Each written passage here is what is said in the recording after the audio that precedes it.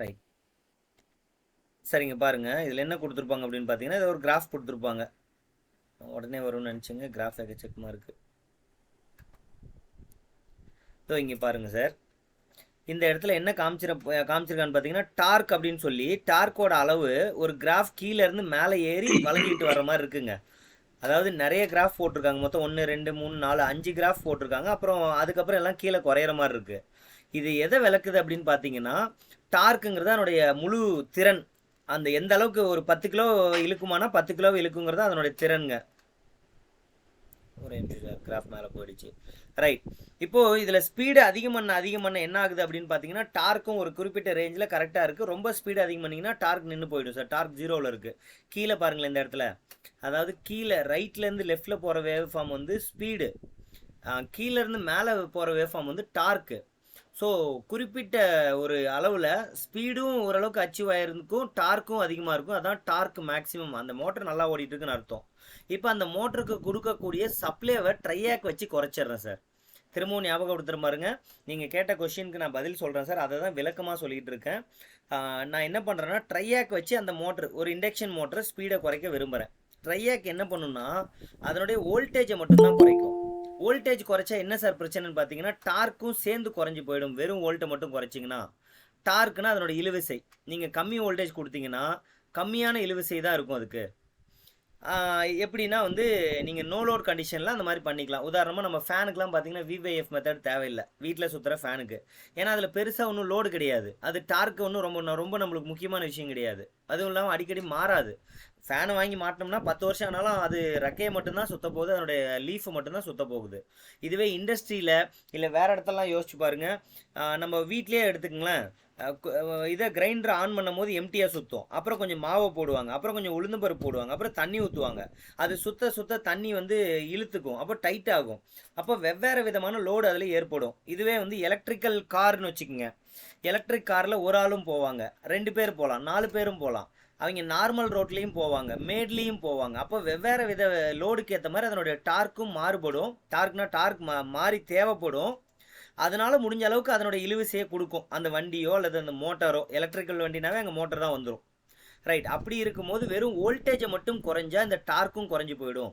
230 volt கொடுக்க வேண்டிய மோட்டாருக்கு நீங்கள் 100 வோல்ட் 150 வோல்ட் கொடுக்குறீங்க அப்படின்னா 5 கிலோ வெயிட் இழுக்கக்கூடிய அந்த மோட்டர் 2.5 கிலோ இல்லை 1.5 கிலோவுக்கு தான் இழுக்கிற அளவுக்கு மாறி போயிடும். இல்லை சார், நான் வோல்டேஜையும் குறைக்கிறேன், ஃப்ரீக்வன்சியும் மாற்றி அமைக்கிறேன் அப்படின்னா, இது எதுக்காக சார் வோல்டேஜையும் ஃப்ரீக்வன்சியும் மாற்றி அமைக்கிறோன்னா, நம்ம டார்க்கை பற்றியே பேசலை.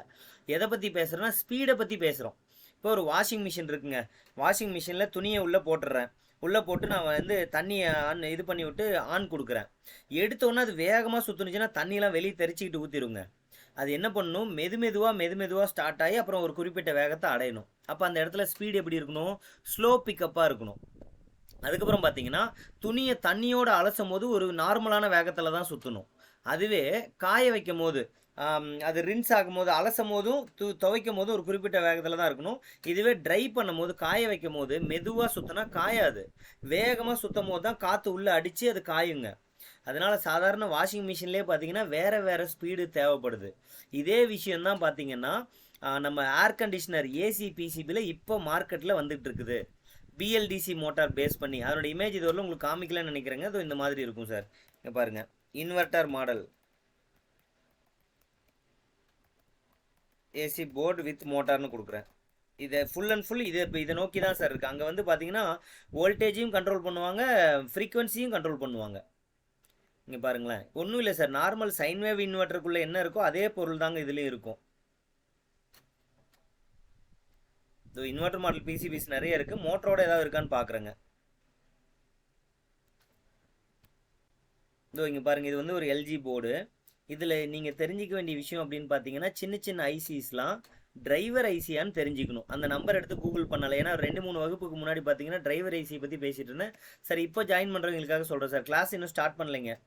கிளாஸ் என்ன போயிட்டுருக்குன்னா ஜஸ்ட்டு அவருடைய டவுட் தான் சொல்லிகிட்டு இருக்கேன். அதை கொஞ்சம் டீட்டெயிலாக சொல்லிகிட்டு இருக்கேன் சார். ஏசியை டிசியாக மாற்றுறதுக்காகவும் இஎம்ஐயை வந்து தவிர்க்கிறதுக்காகவும் போர்டிலேருந்து இபிக்கு இஎம்ஐ போகும். இந்த போர்டுனால இந்த சுவிட்சிங்னால இஎம்ஐ கிரியேட் ஆகி ஏசி சப்ளை கூட மிங்கிள் ஆகும். அதே மாதிரி ஏசி சப்ளைலையும் ஃப்ளக்சுவேஷன்ஸ் இருக்கும். ஃப்ளக்சுவேஷன்ஸை குறைக்கிறதுக்கும் இந்த போர்டு உருவாக்குற இஎம்ஐயை வந்து ஃபில்டர் பண்ணி ஏசிக்கு போக விடாமல் இருக்கிறதுக்கும் இங்கே இஎம்ஐ ஃபில்டர் போட்டிருக்காங்க சார். ஒரு இண்டக்டர் 2 கெப்பாசிட்டர் போட்டிருக்காங்க. ஏற்கனவே அதை பற்றிலாம் நம்ம விளக்கம் பார்த்துட்டோங்க. கெப்பாசிட்டர் வந்து வோல்டேஜ் ஃப்ளக்சுவேஷன் அவாய்ட் பண்ணும், இண்டக்டர் வந்து கரண்ட் ஃப்ளக்சுவேஷன் அவாய்ட் பண்ணும், அந்த மாதிரிலாம். அதெல்லாம் தாண்டி அதுக்கப்புறம் பார்த்தீங்கன்னா அந்த அலுமினியம் பிளேட் போட்டிருக்காங்க இல்லைங்களா, அந்த இதெல்லாம் பார்த்தீங்கன்னா டயோடும் இன்வெர்ட்டரும் அதிலே கூட இருக்கலாம். டயோட் அண்ட் இன்வெர்ட்டர், பவர் டயோடும் பவர் இன்வெர்ட்டரும். சாரிங்க, ரைட் சைடில் இந்த கெப்பாசிட்டர் பக்கத்தில் பிரிட்ஜ் ரெக்டிஃபையர் நான் எழுதியிருக்கேன் பாருங்க, 4 பின்னு சொருகின மாதிரி ஸ்டாண்ட் டைப்பு. ஸோ அது என்ன பண்ணுதுன்னு பார்த்தீங்கன்னா ஏசியை டிசியாக மாற்றுது. அடுத்து ஒரு 2 கெப்பாசிட்டர் போட்டு பியூர் டிசி ஆக்கிக்கிறாங்க.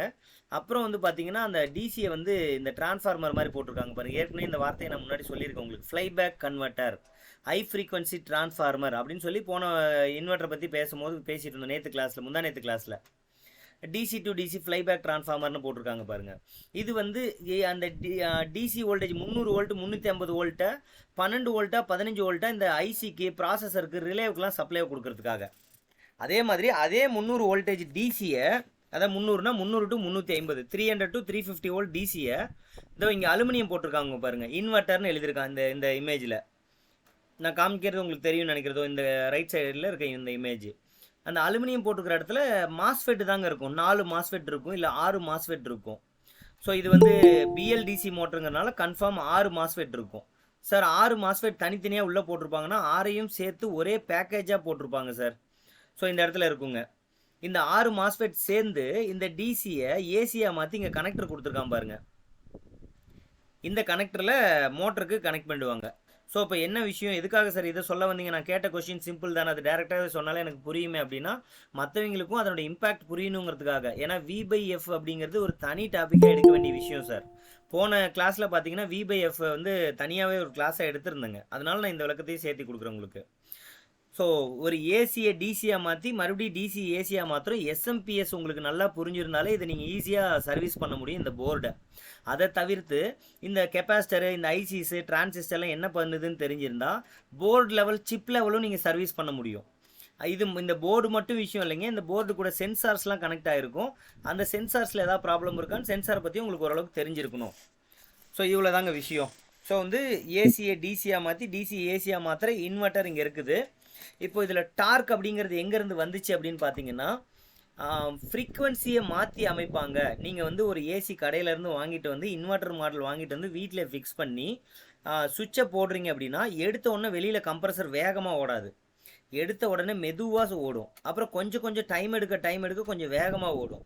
கூலிங் நல்லா கிடைச்சதுக்கப்புறம் உடனே மோட்டர் நிற்காது, மெதுவாக ஸ்லோ ஆகும். மறுபடியும் கொஞ்சம் ஸ்பீடில் ஒரு கிராஜுவலாக ஸ்லோவாகி கொஞ்சம் கொஞ்சமாக குறைஞ்சி ஒரு குறிப்பிட்ட மெதுவான ஸ்பீடில் சுற்றிக்கிட்டு தான் இருக்கும். ஸோ அந்த மாதிரி தான் இப்போ இருக்கிற பிஎல்டிசி டெக்னாலஜி யூஸ் பண்ணுறோம். பிஎல்டிசியும் ஒரு இன்வெர்ட்டர் இது மாதிரி தாங்க, இண்டக்ஷன் மோட்டர் மாதிரியே தான் இருக்கும் அதனுடைய ஃபங்க்ஷனு, கன்ஸ்ட்ரக்ஷனு எல்லாமே. ஆனால் அது டிசி மோட்டார்லேருந்து பிரிஞ்சு வந்து அதனுடைய வகை, அதனால் அதுக்கு பேர் பிஎல்டிசின்னு சொல்கிறோம்.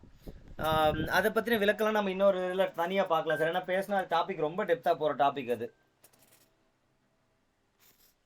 Okay sir, thank you sir. Sir நான் இன்னும் முடிக்கல, சாரி சார், நான் ஒரு கால் வந்ததுனால கட் பண்ணி நிறுத்திக்கிட்டேங்க. நான் இந்த கண்டென்ட்டை சொல்லிடுறேன் சார். என்ன அப்படின்னா வேரியபிள் ஃப்ரீக்வன்சி டிரைவை பயன்படுத்தி வோல்டேஜை நீங்கள் குறைக்கும் போது ஃப்ரீக்வன்சியை அதிகப்படுத்தணும். நான் இந்த ரேஷியோவையே போடுறேன் பாருங்களேன், இதை உங்களுக்கு இன்னுமே தெளிவாக புரியும் நீங்கள் கேட்டதுக்கான கொஸ்டினுக்கு. டார்க்னா என்னன்னு மட்டும் தான் சார் கேட்டிங்க, அதுக்கு இவ்வளோ விளக்கம் கொடுக்குறோன்னு திட்டாதீங்க. இது உங்களுக்கு புரிஞ்சிருக்கும், இருந்தாலும் மற்றவங்களுக்கும் புரியணுன்ட்டு. சரிங்க, நம்ம எஸ் சார் கண்டிப்பாங்க. 230 வோல்ட் நம்ம வீட்டுக்கு வருதுங்க, சிங்கிள் ஃபேஸாக இருந்தா, இல்லை சிங்கிள் ஃபேஸ்னு வச்சுக்கோங்க, 230 வோல்ட் வருதுங்க. வீட்டுக்கு எவ்வளோ ஃப்ரீக்வன்சினா /50. வீட்டுக்கு இண்டஸ்ட்ரிக்கு எல்லாமே ஒன்று தான். 230 / 50 V/Fன்னு போட்டிருக்கேன். V வந்து 230, F வந்து 50. V/F எவ்வளோன்னு 4.6. வீட்டுக்கு வர்ற அந்த சிங்கிள் ஃபேஸ் சப்ளைவனுடைய V/F ரேஷியோ எவ்வளோன்னா 4.6. இப்போ நான் என்ன பண்ணுறேன் அப்படின்னு பார்த்தீங்கன்னா இந்த மோட்டரோட ஸ்பீடை மாற்றி அமைக்கணுங்க. ஸ்பீடை மாற்றுறேன் அப்படின்னா 50 ஹெட்ஸுக்கு பதிலாக 60 ஹெட்ஸ் கொடுத்தேன் அப்படின்னா மோட்ரு வேகமாக ஓடும். இப்போ நான் என்ன பண்ணுறேன்னா 60 ஹெட்ஸ் அப்படின்னு மாற்றிட்டேன் அப்படின்னா இந்த 4.6ங்கிறது மாறி போயிடும். ஆனால் மாறக்கூடாது, இது மாறினுச்சுன்னா தான் டார்க் மாறி போயிடும். இந்த 4.6 ஒரே மதிப்பில் வச்சுக்கணும் சார். இந்த கணக்கு அது இதெல்லாம் புரியல அப்படிங்கிற மாதிரி நீங்கள் நினைக்க வேண்டாம், சும்மா ஒரு சின்ன விஷயந்தான். இங்கே பாருங்கதோ சார், நான் என்ன பண்ணியிருக்கேன், ஃபஸ்ட்டு வந்து 230 / 50 ஹெட்ஸால் போட்டுக்கிறேன். இங்கே ஹெட்ஸ்னே எழுதிடுறேங்க. நாளைக்கு எடுத்து பார்த்தா என்னங்கிறது உங்களுக்கு புரியும். 230 வோல்ட் டிவைட் பை 50 ஹெர்ட்ஸ் அப்படின்னு போடும்போது எனக்கு 4.6 அப்படின்னு பதில் கிடைச்சது. 4.6ங்கிறது என்னன்னா ஒரு நம்பர், அவ்வளோதான். இது வந்து வாட்ஸா ஆம்பியரா அந்த மாதிரிலாம் நீங்கள் நினைக்க வேண்டாம், இது ஒரு நம்பர். இப்போ இந்த நம்பர் 4.6 எனக்கு எப்போவுமே மாறாமல் இருந்துச்சுன்னா ஒரே மாதிரி டார்க் கிடைக்கும். ஒரே மாதிரி டார்க்னா அது 5 கிலோவை அந்த மோட்டர் இழுக்குன்னா அந்த 5 கிலோவை இழுக்கும். இப்போ இந்த 4.6 மாறக்கூடாதுங்க. ஆனாலும் நான் ஸ்பீடை மாற்றி அமைக்கணும்.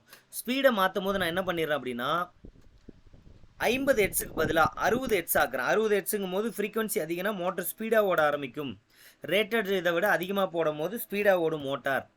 சரிங்க, இப்போ மோட்டர் வந்து நார்மலாக ஓடுறத விட வேகமாக ஓட வச்சுட்டு இந்த மோட்டரை இப்போ நான் என்ன பண்ணணும், இந்த 60 எதால் வந்துட்டு ஈக்குவேட் பண்ணால் 4.6 வருமோ அதால் நீங்கள் வந்துட்டு ஈக்குவேட் பண்ணணும். அத்தனை வோல்டேஜ் தான் அந்த மோட்டருக்கு கொடுக்கணும்.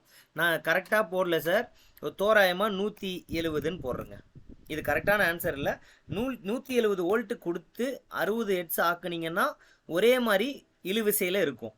இல்லை சார் நான் ஃப்ரீக்வன்சி மட்டும்தான் அதிகம் பண்ணியிருக்கிறேன், வோல்டேஜ் 230 கொடுத்துருக்கேன்னா அது வந்து வைண்டிங் தாங்க முடியாமல் சூடாகி வெந்து போயிடும். ஏன்னா வைண்டிங் அதுக்கேற்ற மாதிரி தான் கரெக்டாக அந்த ஃப்ரீக்வன்சிக்கு ஏற்ற மாதிரி தான் பண்ணியிருப்பாங்க. வெறும் வைண்டிங்கை நான் சொல்லலை, அங்கே லாஸ் அதிகமாகும், சூடு அதிகமாகும். அதனால நீங்கள் ஃப்ரீக்வன்சியை அதிகம் பண்ணும் போது அதுக்கேற்ற மாதிரி வோல்டேஜை குறைச்சிடணும். இல்லைங்க நான் வந்து ஸ்பீடை குறைக்கிறேன், அதாவது வந்து பார்த்தீங்கன்னா 40 ஹெட்ஸ் தான் சார் கொடுக்குறேன். இல்லைங்க 30 ஹெட்ஸ் ரொம்ப கம்மி, 30 ஹெட்ஸ் தான் ஒரு மோட்டருக்கு கொடுக்குறேன். 30 ஹெட்ஸில் மோட்டர் ஓடுங்களான்னா கண்டிப்பாக ஓடும். இப்போ இந்த 30 ஹெட்ஸாக குறைக்கும் பொழுது நீங்கள் ஃப்ரீக்வன்சி குறைச்சிக்கலாம், ஆனால் பதில் 4.6லேருந்து மாறக்கூடாது. அப்போ வோல்டேஜ் நீங்கள் என்ன கொடுத்துருக்கணும், 270 280 வோல்ட் கொடுத்துருக்கணும். சார் 230 வோல்ட் மோட்டருக்கு 270 280 கொடுக்கலாமா சார்? நீங்கள் சொன்ன மாதிரி ரெசிஸ்டன்ஸ்லாம் அதிகமாகிடாதா அப்படின்னு பார்த்தீங்கன்னா நீங்கள் ஃப்ரீக்வன்சியை குறைச்சதுனால அந்த அளவு வரலும் தாங்கும். அதுவே சார் அப்போ நான் 350 வோல்டேஜ் கொடுக்கலாமான்னா புகஞ்சு போயிடுங்க. 230 வோல்ட் மோட்டருக்கு நீங்கள் ஒரு 250 260 அந்த பர்மிஷபிள் அளவு வரலும் கொடுத்துக்கலாம். ஸோ ஆக மொத்தம் நீங்கள் ஃப்ரீக்வன்சியை குறைச்சிங்கன்னா வோல்டேஜ் அதிகம் பண்ணுவோம், வோல்டேஜை குறைச்சிங்கன்னா ஃப்ரீக்வன்சி அதிகம் பண்ணுவோம். இது ரெண்டு ரேஷியோவுக்கு பேர் தான் V/F. இந்த ஸ்பீடு கண்ட்ரோல் மெத்தடுக்கு பேர் V/F மெத்தட் தான். இண்டக்ஷன் மோட்டர் ஸ்பீடு எப்படி சார் கண்ட்ரோல் பண்ணுறாங்க அப்படின்னு நீங்கள் கூகுள் பண்ணாலே V/F மெத்தட் தான். So V/F method of induction motor அப்படின்னு வருது பாருங்க நான் போட்ட உடனே. ஸோ அதனால் பார்த்தீங்கன்னா அந்த V/F மெத்தட் அப்படிங்கிறத நீங்கள் ஞாபகம் வச்சுக்கிட்டிங்கன்னா ஒரு மோட்டரோட டார்க்கை அதனுடைய இழுவிசையை ஒரே மாதிரி மெயின்டைன் பண்ண முடியுங்க. சார் இன்றைக்கான செஷனுக்கு போய்டுவோம் சார். கரெக்டாக மணி 8 ஆகிடுச்சு சார், நான் 9 ஆகிடுச்சுங்க. இன்றைக்கி செஷன் போயிட்டு அப்புறம் நம்ம டவுட் வந்துடுவோம் சார். தேங்க்யூ சார், தேங்க்ஸ், ரொம்ப கிளியராக இருந்தது சார். Thank you sir. சார் எனக்கு இன்னும் ஒரே ஒரு ரெக்வஸ்ட்டுங்க. நான் மேக்ஸிமம் எல்லாமே ஆர்கனைஸ் பண்ணி வச்சுட்டேன், பட் இதுவரையிலும் எனக்கு வந்திருக்க லிங்க் பார்த்தீங்கன்னா 36 பேர் தான் சார் வந்திருக்கு. நம்ம அந்த ஒரு ஃபார்ம் ரிஜிஸ்டர் பண்ண சொன்னோம் இல்லைங்களா, இன்றைக்கி 40 பேர் லைனில் அதாவது லைவில் இருக்கீங்க, 39 பேர் இருக்கீங்க. எனக்கு இதை மட்டும் இது பண்ணிடுங்க சார். அதாவது உங்களுடைய மெசேஜ் பாக்ஸில் ஒரு லிங்க் ஒன்று வரும், ஏற்கனவே பண்ணவங்க விட்டுருங்க சார். அதாவது சார் அனுப்புங்க சார், பண்ணிடுறேன் சார். அதான் பாருங்க அனுப்பிச்சிட்டேன் சார். இப்போ மெசேஜ் ஒன்று வந்திருக்கும் பாருங்க, HTTP அப்படின்ட்டு. அதை கிளிக் பண்ண உடனே உங்கள் நேமு, உங்களுடைய நம்பரு, என்ன ஊர் பக்கத்தில் இருக்கீங்க அந்த டீட்டெயில் மட்டும் எனக்கு அனுப்புங்க சார். ஏன்னா அது கிட்டத்தட்ட 33 பேர் 34 பேர் ஃபில் பண்ணியிருக்காங்க. இன்னும் ஒரு 7 பேர் பண்ணாமல் இருக்கீங்க. அது பண்ணிட்டீங்கன்னா எனக்கு அது அந்த அடுத்த ஒர்க்குக்கு போயிடுவோம் சார். அப்புறம் இதையும் தகவலாக சொல்லிடுறேங்க. தோ எல்லாத்தோட இதுவும் வந்து பார்த்தீங்கன்னா, அதாவது எல்லா கிளாஸையும் நான் வந்துட்டு ஒரு லிங்காக க்ரியேட் பண்ணி வச்சுருக்கேன். அதாவது இங்கே பாருங்கள், கிளாஸ் 1லேருந்து 9 வரையிலும் எல்லா லிங்க்கும் ரெடியாக இருக்குங்க. அப்லோடும் பண்ணி வச்சுட்டேன் சார் யூடியூப்பில். இப்போ எனக்கு அந்த ஃபார்ம் ஃபில் பண்ணவங்க எல்லாத்துக்குமே இன்றைக்கி அனுப்பிச்சிடுவோம் சார். இந்த 9 ஒன்றா 1 2 3 4ன்ட்டு எந்த கிளாஸ் வேணுமோ அந்த கிளாஸ் போய் கிளிக் பண்ணி பார்த்துக்கலாங்க. சொல்லுங்க. இந்த லிங்க் எதுல சார் மெசேஜ் பாக்ஸ்ல பார்க்கணுமா சார்? இப்போ நீங்கள் பண்ண வேண்டியது மெசேஜ் பாக்ஸ் தோ இப்போ வரும் பாருங்களேன். தோ உங்க இதுல ஜிமீட்லயே பாருங்க, இப்போ ஒரு லிங்க் வந்திருக்கும். வந்துச்சுங்களா ஒரு மெசேஜ்? சும்மா நீங்க அப்படி பார்க்கும்போதே அப்படி ஒரு ரைட் சைடில் வருது பாருங்க சார், யூ அப்படின்னு போட்டு அந்த ப்ளூ கலர்ல இருக்குல்ல லிங்க், அதை கிளிக் பண்ணுங்க சார். அதில் பர்சனல் டீடைல்ஸ் எனக்கு சார், அதில் என்ன கொடுக்கணும் சார்? இல்லை ஒன்றும் இல்லை சார், சும்மா நீங்கள் என்ன ஒர்க் பண்ணுறீங்க அப்படிங்கிறது கொடுத்தா போதும். Personal nothing sir. ஏதாவது ஒர்க் பண்ணுறது ரிலேட்டடாக இல்லைன்னா நோன் கூட போட்டாங்க சார். அது வந்துட்டு போயிருச்சுங்க சார். சார் இப்போ வரும்போது எனக்கு கிளிக் பண்ணுங்க சார். வந்துச்சுங்களா? வந்துச்சுங்க சார். வந்த உடனே எனக்கு அதை தட்டுங்க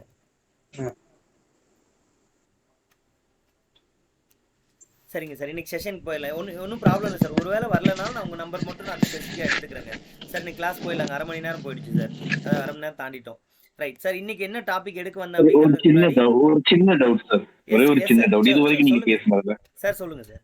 சார் இப்போ இந்த 50 ஹெர்ட்ஸ்ங்கிறது வந்து இப்ப நம்ம வீட்ல லோ வோல்டேஜ் வரும்போது இந்த ஹெர்ட்ஸ் 50 தான் இருக்குங்களா இல்ல மாற்றம் இருக்குங்களா சார்? சார் அவ்வளவுதான் சார். 100% 50 ஹெட்ஸ்ல எப்பவுமே மாறுதல் இருக்காது சார். இது நடக்கிறதுக்கு 99.9% வாய்ப்பு குறைவு. அதாவது வீட்டுக்கு வர்ற 50 ஹெட்ஸ் 49.5 இல்லைன்னா 50.5. இப்போ ஏதாவது ரொம்ப ரேர் கேஸ்ல 49 அல்லது 51 அளவுக்கு மாறும் சார். ஆனா அதுல வேற எந்த மாறுதலும் இருக்காதுங்க. ஆனா லோ வோல்டேஜ்லயும் ஒரே ஃப்ரீக்வன்சி தாங்கம்மா. ஃப்ரீக்வன்சி மாறாது. ஃப்ரீக்வன்சி ஒண்ணுதாங்க. Yes sir. ஏன்னா சரி. டிரான்ஸ்ஃபார்மரால ஃப்ரீக்வன்சியை மாற்றி அமைக்க முடியாது. இந்த லோ வோல்டேஜ் எங்கே ஏற்படுது அப்படின்னு பார்த்தீங்கன்னா, மேட்டூரில் பவரை ஜென்ரேட் பண்ணி அதை ஒரு சப்ஸ்டேஷனுக்கு அனுப்பிச்சிருவாங்க. உதாரணமாக நீங்கள் வந்து சங்ககிரியில் சப்ஸ்டேஷன், ஈரோட்டில் சப்ஸ்டேஷன் இருக்குன்னு வச்சுக்கோங்க. திருப்பூரில் என்ட்ரன்ஸில் சப்ஸ்டேஷன் இருக்குன்னா அங்கே வரலும் பவர் வந்துருங்க. அங்கேருந்து வரக்கூடிய அந்த 66,000 அல்லது வந்துட்டு 1,32,200 வோல்டேஜை வந்து பார்த்தீங்கன்னா 11,000 வோல்டேஜாக மாற்றி தான் நம்ம வீட்டுக்கு அனுப்புவாங்க சார். இந்த கோடு எங்கன்னா நம்ம போட்டா தெருவுக்கு. ஸோ அதனால பார்த்தீங்கன்னா அந்த ஜெனரேட்டிங் ஸ்டேஷனில் 50 ஹெட்ஸ் உருவானுச்சுன்னா அது நோ ப்ராப்ளம் சார். நான் அப்புறம் பார்த்துக்கிறேங்க இது வந்துருச்சான்ட்டு. அந்த ஜென்ரேட்டிங் ஸ்டேஷனில் 50 ஹெட்ஸ் உருவாக்குற மாதிரி தான் அந்த ஜென்ரேட்டர் அது ஒரே மாதிரி சீரான வேகத்தில் ஓடிட்டு இருக்கும். ஏன்னா அங்கே வேகம் மாறுனுச்சுன்னா தான் ஃப்ரீக்வன்சி மாறும். அதை மாறாமல் இருக்கிறதுக்காக அங்கே கவர்னர்லாம் வச்சுருப்பாங்க சார். ஸோ அது வேறு விஷயம். அதான் சொல்கிறீங்களா, ஒரு விஷயமும் ரொம்ப டெப்த்தாக நிறைய இருக்குது. அங்கேருந்து நம்ம வந்து அந்த 50 ஹெட்ஸுங்கிறது உருவாகி சப்ஸ்டேஷனுக்கு வந்துடுது. சப்ஸ்டேஷனில் எக்ஸ்ட்ரா ஹை வோல்டேஜ் இஹெச்பி இல்லைனா ஹை டென்ஷன் இருக்கும் சார். 66,000 வோல்டேஜ், அதுக்கப்புறம் பார்த்தீங்கன்னா 33,000 வோல்டேஜ் அந்த மாதிரி இருக்குங்க. 1,33,000 32,000 வோல்டேஜ்லாம் இருக்குங்க. அந்த வோல்டேஜை சப்ஸ்டேஷன் வாங்கி 11,000 வோல்டேஜாக மாற்றி அதுக்கப்புறம் தான் ஊருக்குள்ளேயே வருங்க. தெருவுக்குள்ளே ஏரியாவுக்குள்ளெல்லாம் அதுதான் வருங்களே. ஸோ அந்த 11,000 வோல்டேஜை மறுபடியும் மாற்றி அமைக்கிறதுக்கு தான் அந்த தெருவில் வந்து பார்த்தீங்கன்னா டிரான்ஸ்ஃபார்மர் போட்டிருப்பாங்க. அந்த 11,000 அது வாங்கி 440 மாற்றி கொடுக்கும் சார். இந்த இடத்துல இந்த அந்த நம்ம வீட்டுக்கு கொடுக்கக்கூடியதுக்கு பார்த்தீங்கன்னா செகண்டரி டிஸ்ட்ரிபியூஷன் டிரான்ஸ்ஃபார்மர், இறுதி நிலையாக டிஸ்ட்ரிபியூட் பண்ண டிரான்ஸ்ஃபார்மர் அது. இந்த செகண்டரி டிஸ்ட்ரிபியூஷன் டிரான்ஸ்ஃபார்மரில் ஃபால்ட் ஆகிறதுனால தான் நம்மளுக்கு வீட்டுக்கு லோ வோல்டேஜ் வருது. ஸோ அந்த இடத்துல ப்ராப்ளம் ஆனிச்சுன்னா டிரான்ஸ்ஃபார்மரால் வோல்டேஜில் இம்பேலன்ஸ் நடக்கும், இல்லைனா ஏதாவது ஒரு ஃபேஸ் கட் ஆகிடும், லோ வோல்டேஜ் கொடுக்கும், இன்புட்டில் ஏதாவது ஒரு வைண்டிங் கட் ஆகிடுச்சுன்னா தவிர என்ன ஃப்ரீக்வன்சி வந்துச்சோ அதே ஃப்ரீக்வன்சி அப்படியே டிட்டோ பண்ணும் சார். டிரான்ஸ்ஃபார்மரால் ஃப்ரீக்வன்சியை மாற்றி அமைக்க முடியாதுங்க. நான் சொல்கிறது நார்மல் டிரான்ஸ்ஃபார்மர், அதாவது நம்ம கமர்ஷியலாக யூஸ் பண்ணுற டிரான்ஸ்ஃபார்மர். லைட்னிங் டைம்ல வந்து ஃபேன் காயில் வந்து கருகி போறது, வெந்து போறதுக்கெல்லாம் ரீசன் சார் ஹெட்ஸ்ங்களா ஹை வோல்டேஜ்ங்களா? கண்டிப்பா ஹை வோல்டேஜ்ங்க. தவிர லைட்டனிங் பார்த்தீங்கன்னா பியூர் டிசி சப்ளை. லைட்டனிங் வந்து நம்ம டவுட்டே இல்லாமல் 100% டிசி சப்ளைன்னு சொல்லலாங்க. ஏன்னா வந்து மேலே கிளவுட்ல இருந்து பாசிட்டிவ் எலக்ட்ரான் கீழே இருக்கிற அந்த கிரவுண்டை நோக்கி எலக்ட்ரான்ஸை நெகட்டிவை நோக்கி வருதுங்க. நான் ஒரு அசம்ஷனுக்காக சொல்கிறேன். அங்கே இருக்கிறது மொத்தமுமே வந்து பார்த்திங்கன்னா ஒரே மாதிரியான எலக்ட்ரானுங்க. இன்னும் தெளிவாக சொல்லணும்னா மேலே இருக்கிற நெகட்டிவ் சார்ஜஸ் கீழே இருக்கிற பாசிட்டிவ் சார்ஜை நோக்கி வருது, சரியான வார்த்தை இது. அந்த நெகட்டிவ் சார்ஜெல்லாம் நிறைய சேர்ந்து ஒரு அழுத்தம் கொடுக்கும்போது தான் காற்றுல இருக்கிற அந்த இதை அந்த தனியாக பிரித்து வைக்கக்கூடிய நான் கண்டக்டிவிட்டி இன்சுலேஷன் அப்படிங்கிறத கிழிச்சிக்கிட்டு அந்த காற்றையும் ஒரு கண்டக்டராக பயன்படுத்தி கிரவுண்டை வந்து அடையுதுங்க. ஸோ இதுதான் வந்து லைட்டனிங் மின்னெல்லாம் நம்ம பார்க்குறோம். அதால் எவ்வளோ தூரம் உள் நுழைய முடியுமோ அதுதான் வந்து அந்த லைட்டனிங் மாதிரி அந்த இதாக காமிக்கும், அந்த வேவாக காமிக்கும். அது வந்து முழுக்க ஒரு டிசி சப்ளைங்க, ஸ்டாட்டிக் எலக்ட்ரிசிட்டினால் உருவாகிற ஒரு விஷயம். ஸோ அது வந்து டிசி சப்ளை, அதனால் ஃப்ரீக்வன்சியை பற்றி நம்ம ஒரி பண்ண தேவையில்லை. அது வந்து லைனில் படும் பொழுது எனாமரஸ் வோல்டேஜ் வந்து 1 செகண்ட் கிரியேட் ஆகும் சார். அந்த வோல்டேஜ் வந்து நம்ம லோடுக்கு போகும்போது நம்ம ஏற்கனவே வெரி ஃபர்ஸ்ட் முதல் வகுப்பில் பார்த்தோம். ஒரு 230 வோல்ட் கொடுத்தீங்கன்னா அந்த லோடு எவ்வளோ கரண்ட் வேணுமோ அதுவே எடுத்துக்கும். இதுவே 230 வோல்ட்டுக்குள்ளே கொடுக்குற இடத்துல 400 வோல்ட் போயிடுச்சுன்னா அந்த லோடுக்கு வலுக்கட்டாயமாக அதிக எலக்ட்ரான் நம்ம வந்து அனுப்புகிற மாதிரி, தேவைக்கும் அதிகமான எலக்ட்ரான் போகும்பொழுது ஃபியூஸ் போகிற மாதிரி சார். எப்படி நம்ம ஃபியூஸ் கேரியரில் ஆம்பியர் அதிகமான அது கட் ஆகிடுற மாதிரி எலக்ட்ரானிக்ஸ் டிவைஸில் தனக்கு தேவையான வோல்டேஜை விட அதிக வோல்டேஜை நம்ம புஷ் பண்ணும் போது தேவையான கரண்ட்டை விட அதிகமான கரண்ட் போய் அந்த டிவைஸ் அப்படியே பட்டுன்னு போயிடுங்க. இதுதான் சார் விஷயம்.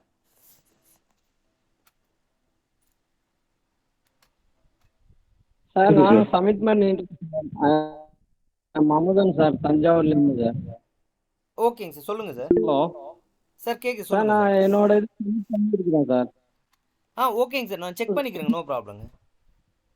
Okay sir, okay sir. Sir class start okay பண்ணுவோம். சார். இன்னைக்கு கிளாஸ்க்கு போயிடலாம் சார். உங்களுக்கு என்னென்ன கிளாரிஃபிகேஷன் இருந்தோ அதெல்லாம் சொல்லிட்டேங்க. அதாவது கிளாஸ் எல்லாமே வீடியோ ரெக்கார்ட் பண்ணி அப்லோட் பண்ணி லிங்க் ரெடியாக வச்சுருக்கேன் சார். அதில் யார் யாருக்கெல்லாம் அனுப்பிச்சிங்களோ அதில் உங்களுக்கு அனுப்பிச்சி விட்ற போகிறோம். அவ்வளோதான் சார் ப்ரீவியஸ் கிளாஸை பற்றினது. ஏற்கனவே போதுமான அளவுக்கு எல்லாமே பார்த்துட்டோங்க. அதாவது audio amplifier, inverter, driver IC, transistor, எல்லா காம்பனண்ட்டை பற்றியும் எல்லாத்த பற்றியும் போதும். அதுக்கப்புறம் பேசிக்ஸை பற்றி எல்லாம் பார்த்துட்டோங்க. ஸோ இன்றைக்கான டாபிக் அப்படின்னு பார்த்தீங்கன்னா ஃபைனலாக வந்துட்டு SMPS, switched mode power supply.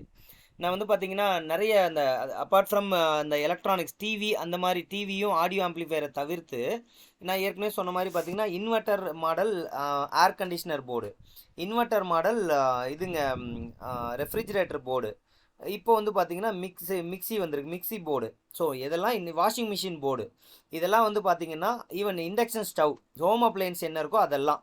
அது கூடவே இண்டஸ்ட்ரியில் இருக்கிற விஎஃப்டி, வேரியபிள் ஃப்ரீக்வன்சி டிரைவ், இது எல்லாமே சேர்ந்து பார்த்தீங்கன்னா முதல் செக்ஷன் ஏசி டு டிசி, அதுலேயும் எஸ்எம்பிஎஸ்.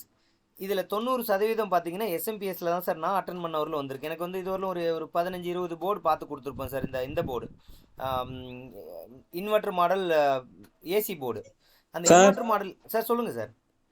சார் அனுப்பியிருக்கேன், கொஞ்சம் வெரிஃபை பண்ணிக்கோங்க, வந்துருச்சா இல்லையா? சார் சப்மிட் பண்ணிட்டேன். நோ ப்ராப்ளம், ஒன்றும் பிரச்சனை இல்லை சார். நான் அதுக்கு டைம் எடுத்துக்கிற மாதிரி இருக்கும். நான் கிளாஸ் முடிச்சு இந்த டவுட் செஷனில் வெரிஃபை பண்ணி சொல்கிறேங்க. ஓகேங்க sir, okay okay right sir. அதாங்க, அதனால என்ன எதுக்காக சொல்ல வந்துருக்குன்னா, நம்ம எஸ்எம்பிஎஸை பற்றி பார்க்க போகிறோம். உங்களுக்கு எஸ்எம்பிஎஸை பற்றி முழுமையான ஐடியா இருக்கும். ஏற்கனவே நம்ம முதல் வகுப்புலையும் பார்த்துருப்போம் சார். இருந்தாலுமே அது அவ்வளோ முக்கியமானதுங்கிறது உங்களுக்கு சொல்ல வரேங்க. அந்த எஸ்எம்பிஎஸ்ல தான் நான் வந்து பார்த்த ஒரு 15 போர்டில் ஒரு 8-9 போர்டு எஸ்எம்பிஎஸ்லேயே ஸ்டாப் ஆகிடுங்க, கம்ப்ளைண்ட்டாக இருக்கும். எஸ்எம்பிஎஸ்லேயே பார்த்தீங்கன்னா ஆக்சிலரி எஸ்எம்பிஎஸ் தனியாக இருக்கும். ஒரு பெரிய எஸ்எம்பிஎஸ் வேலை செய்ய வைக்கிறதுக்கு தனியாக லோ பவர் எஸ்எம்பிஎஸ் இருக்கும். அந்த லோ பவர் எஸ்எம்பிஎஸ் வந்து பார்த்தீங்கன்னா ஸ்டாண்ட் பையில் ஒர்க் ஆகிட்டு இருக்கும். Standby mode work function பண்ணுறதுக்கோ அல்லது ப்ராசஸரை மட்டும் ரன்னிங்கில் வச்சுருக்கோம். நீங்கள் அதை ஆன் பண்ணதுக்கப்புறம் தான் மெயின் பவர் எஸ்எம்பிஎஸ் ஆன் ஆகும். அது மாதிரி எஸ்எம்பிஎஸ்லேயே டபுள் ஸ்டேஜ் அந்த மாதிரிலாம் இருக்குங்க. இதை வந்து நீங்கள் டிஸ்டிங்விஷ் பிரித்து எடுக்க தெரிஞ்சுக்கிட்டிங்கனாவே அந்த இடத்துல வந்து பார்த்தீங்கன்னா ஒரு பாதி கம்ப்ளைண்ட்டை சரி பண்ணிட்ட மாதிரி இருக்கும் சார். அதை தாண்டி இதை ஃபஸ்ட்டு இது ரெக்கவர் சரி பண்ணுறது தான் முழுமையான விஷயம். அதை தாண்டி அதில் என்ன வோல்ட் வருது, என்னென்னலாம் அவுட்புட் வருதுன்னு புரிஞ்சுக்கிட்டிங்கன்னா மேனுவலாக அந்த வோல்டேஜை நீங்கள் கொடுக்கலாம். போதுமான அளவு கரண்ட்டோட நீங்கள் அந்த வோல்டேஜை கொடுத்தும் போர்டை கிராஸ் வெரிஃபை பண்ணலாம். நான் ஒரு இன்வெர்டர் போர்டு வருது அப்படின்னா அதுக்கு ப்ராசஸர் வோல்டேஜ் பார்த்தீங்கன்னா 12 வோல்ட்லேருந்து 5 வோல்ட்டாக குறைச்சிருப்பாங்க. எஸ்எம்பிஎஸ்ஸை 12ஆக எடுத்து 12லேருந்து 5 வோல்டேஜாக குறைச்சி கொடுத்துருப்பாங்க. இதை போட்டு ரெகுலேட்டர் போட்டு. அப்போ அது எனக்கு கன்ஃபார்மாக தெரிஞ்சவொன்னே நான் என்ன பண்ணுவேன்னா சார், இன்புட்டில் 12 வோல்ட் கொடுப்பேங்க ரெகுலேட்டர்கிட்ட. சில டைம் ரெகுலேட்டருமே இன்டர்னலாக ஷார்ட் ஆகி போயிருக்கும். அதனால் நம்ம வந்து எடுத்தோடனே நம்ம அந்த 5 வோல்ட் சைடு கொடுத்தீங்கனாலும் ப்ராசஸர் ஆன் ஆகாது. நான் என்ன சொல்கிறேன்னா, ரெகுலேட்டர் ஃபெயிலியராக இருக்கிறதுனால ரெகுலேட்டரோட அவுட்புட் சைடில் கொண்டு போய் 5 வோல்ட்டை கொடுத்தீங்கன்னா நீங்கள் கொடுக்குற 5 வோல்ட்டு சரியாக ஃபங்க்ஷன் ஆகாமல் ஷார்ட் காமிக்கும். ஸோ அதனால் ஃபஸ்ட்டு 12 வோல்ட்டு சைடை வந்து அந்த எஸ்எம்பிஎஸ்லேருந்து வர டயோடை எடுத்து விட்டுட்டோ அல்லது வந்துட்டு அந்த லைனை கரெக்டாக வந்துட்டு ஐடென்டிஃபை பண்ணி 12 வோல்ட் கொடுத்தோம்னா அந்தாண்ட 5 வோல்ட் வருதா, ப்ராசஸர் ஆன் ஆகுதாங்கிறத ஃபஸ்ட்டு பார்க்கணுங்க. சார் சார் சொல்லுங்கள் சார், சொல்லுங்கள். சார் ஸ்க்ரீன் வியூ ஆகல சார். இல்லை சார், ஒன்றும் இல்லைங்க, ஸ்க்ரீனில் ஒன்றும் நான் பண்ணலைங்க. அப்படியே இந்த இதுதான் பார்த்துட்டு இருக்கோம். Okay okay sir. Yes. So நான் வெறும் தியரி தான் சொல்லிட்டு இருக்கேன். நம்ம அடுத்து நம்ம இது எஸ்எம்பிஎஸ் டயக்ராம் எடுத்து பார்க்கலாங்க. ஸோ அந்த ப்ராசஸர் ஆன் ஆகிறதுக்கு ஆன் ஆகுதா அப்படின்னு பார்க்கலாம். ப்ராசஸர் ஆன் ஆகிடுச்சுனாவே அடுத்த இது என்னங்கிறத பார்த்துக்கலாம். உதாரணமாக இப்போ இண்டக்ஷன் ஸ்டவ் ரீப்பேர் பண்ணுறவங்களாம் பார்த்தீங்கன்னா, நீங்கள் அந்த induction stove voltage 12 volt 18 volt section தனியாக இருக்கும். அந்த 12 வோல்ட் 18 வோல்ட்டுக்கு கரெக்டாக வோல்டேஜ் கொடுத்தீங்கன்னாவே, வேறு எஸ்எம்பிஎஸ்லேருந்து கொடுத்தீங்கன்னாவே இந்த இதெல்லாம் ஆன் ஆகிடுங்க. நம்ம அந்த கீபேடு மற்றது கண்ட்ரோல்லாம் ஆன் ஆகிடும். அதுக்கப்புறம் ஆன் பண்ணதுக்கப்புறம் நீங்கள் பட்டன் அழுத்துனீங்கன்னா எரர் காமிக்கும். என்னென்னா அந்த கரண்ட்டு லோ வோல்டேஜ் எரரு, அப்படி இல்லைனா வந்து நோ காயில், அதாவது எதுவும் இது வைக்கல, பாத்திரம் வைக்கலங்கிற எரர், சென்சார் எரர், அந்த மாதிரி காமிக்கும். அது ரெண்டாவது. நம்ம முதல்ல இந்த செக்ஷன் கரெக்டாக இருக்குதாங்கிறத நீங்கள் தெரிஞ்சுக்கலாம். ஸோ அதனால் ஒரு எஸ்எம்பிஎஸ் பார்த்தீங்கன்னா எல்லாத்துக்குமே அடிப்படையாக அமையுதுங்க. சார் ஸ்ரீனி சார் முதல்ல கேட்ட மாதிரி இப்போ 50 வாட்ஸ் 60 வாட்ஸு அடாப்டர்லாம் வருது இல்லைங்களா, மொபைல் சார்ஜ் போடுறதுக்கு.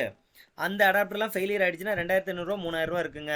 2500 3000 நம்ம சர்வீஸ் ஒரு 500 கொடுத்து கூட சர்வீஸ் பண்ணிக்கலாம் அப்படிங்கிற மாதிரி போகும்போது, அந்த மாதிரி நாலேஜ் நல்லா கற்றுருந்தீங்கன்னா அதை ஒர்க் பண்ணலாம். ஏற்கனவே அதை பற்றி பேசியிருந்தேன் சார்.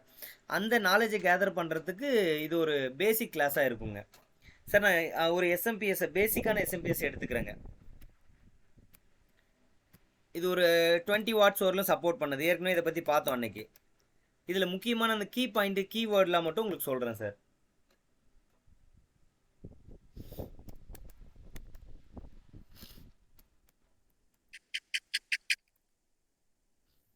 இது ஒரு ஃபெமிலியர் ஐசிங்க. இன்னொன்று பார்த்தீங்கன்னா 3845 ஒன்று இருக்கும், அது ஒரு ஃபெமிலியர் ஐசி. நிறைய இடத்துல 3845 போட்டிருப்பாங்க, கொஞ்சம் இடத்துல 35224 போட்டிருப்பாங்க, கொஞ்சம் இடத்துல பார்த்தீங்கன்னா இந்த இது விஐபி 22A போட்டிருப்பாங்க. இந்த கம்ப்யூட்டர் எஸ்எம்பிஎஸை பிரித்து பார்த்தீங்கன்னா அங்கே 3524 பார்க்கலாம், இல்லை 3525 பார்க்கலாம். அதே மாதிரி கொஞ்சம் பவர் தனியான டிரான்சிஸ்டர் போட்டு மாஸ்ஃபெட் ஐஜிபிடி அந்த மாதிரி அந்த சுவிட்சிங் டிரான்சிஸ்டர் தனியாக போட்டிருப்பாங்க. எஸ்டிஆர் சுவிட்சிங் டிரான்சிஸ்டர் தனியாக போட்டிருக்கிறதுக்கு அந்த 3524 பயன்படுத்துவாங்க. நிறைய யூபிஎஸ்ல இருக்கும் சார். யூபிஎஸ் ஃபீல்டில் சர்வீஸ் போகிறவங்களா இருந்தால் உங்களுக்கு அந்த நம்பர் ஃபெமிலியர். 3524 செக் பண்ணுங்க சார். 3845 செக் பண்ணுங்க அப்படிங்கிறத எல்லாரும் ஃபர்ஸ்ட் சொல்லுவாங்க. ரைட், நம்ம இந்த ஐசி பற்றி பார்க்கலாங்க. இதிலே டீட்டெயிலாக கொடுத்துருப்பான், சர்க்கியூட் எல்லாமே கொடுத்துருப்பாங்க.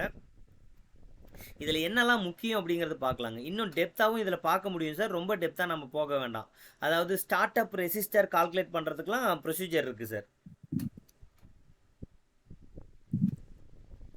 ஆக்சுவலி இந்த கிளாஸை நான் வந்துட்டு வேறு இன்னொருத்தர் நம்ம வகுப்பில் இருக்க இன்னொரு சாரை எடுக்க சொல்லியிருக்கணும் சார். முன்னாடியே அவருக்கு தகவல் கொடுக்கல, அதனால நான் அவர்கிட்ட எதுவும் சொல்லலைங்க. இல்லாட்டி சாரை தான் நான் எடுக்க சொல்லிட்டு போன டைம் மாதிரி அப்படியே ஃப்ரீயாக இருந்திருப்பேன் சார். ஏன்னா நிறைய எஸ்எம்பிஎஸ் ஆல்ட்ரு பண்ணிட்டு இருக்காப்புல. ஆல்ட்ரு மீன்ஸ் அதை ஃபங்க்ஷன் ஆகாத எஸ்எம்பிஎஸ்ஸையும் தனியாக செப்பரேட்டாக போர்டு வருது இல்லைங்களா, அந்த போர்டு வச்சு இது பண்ணுவாங்க.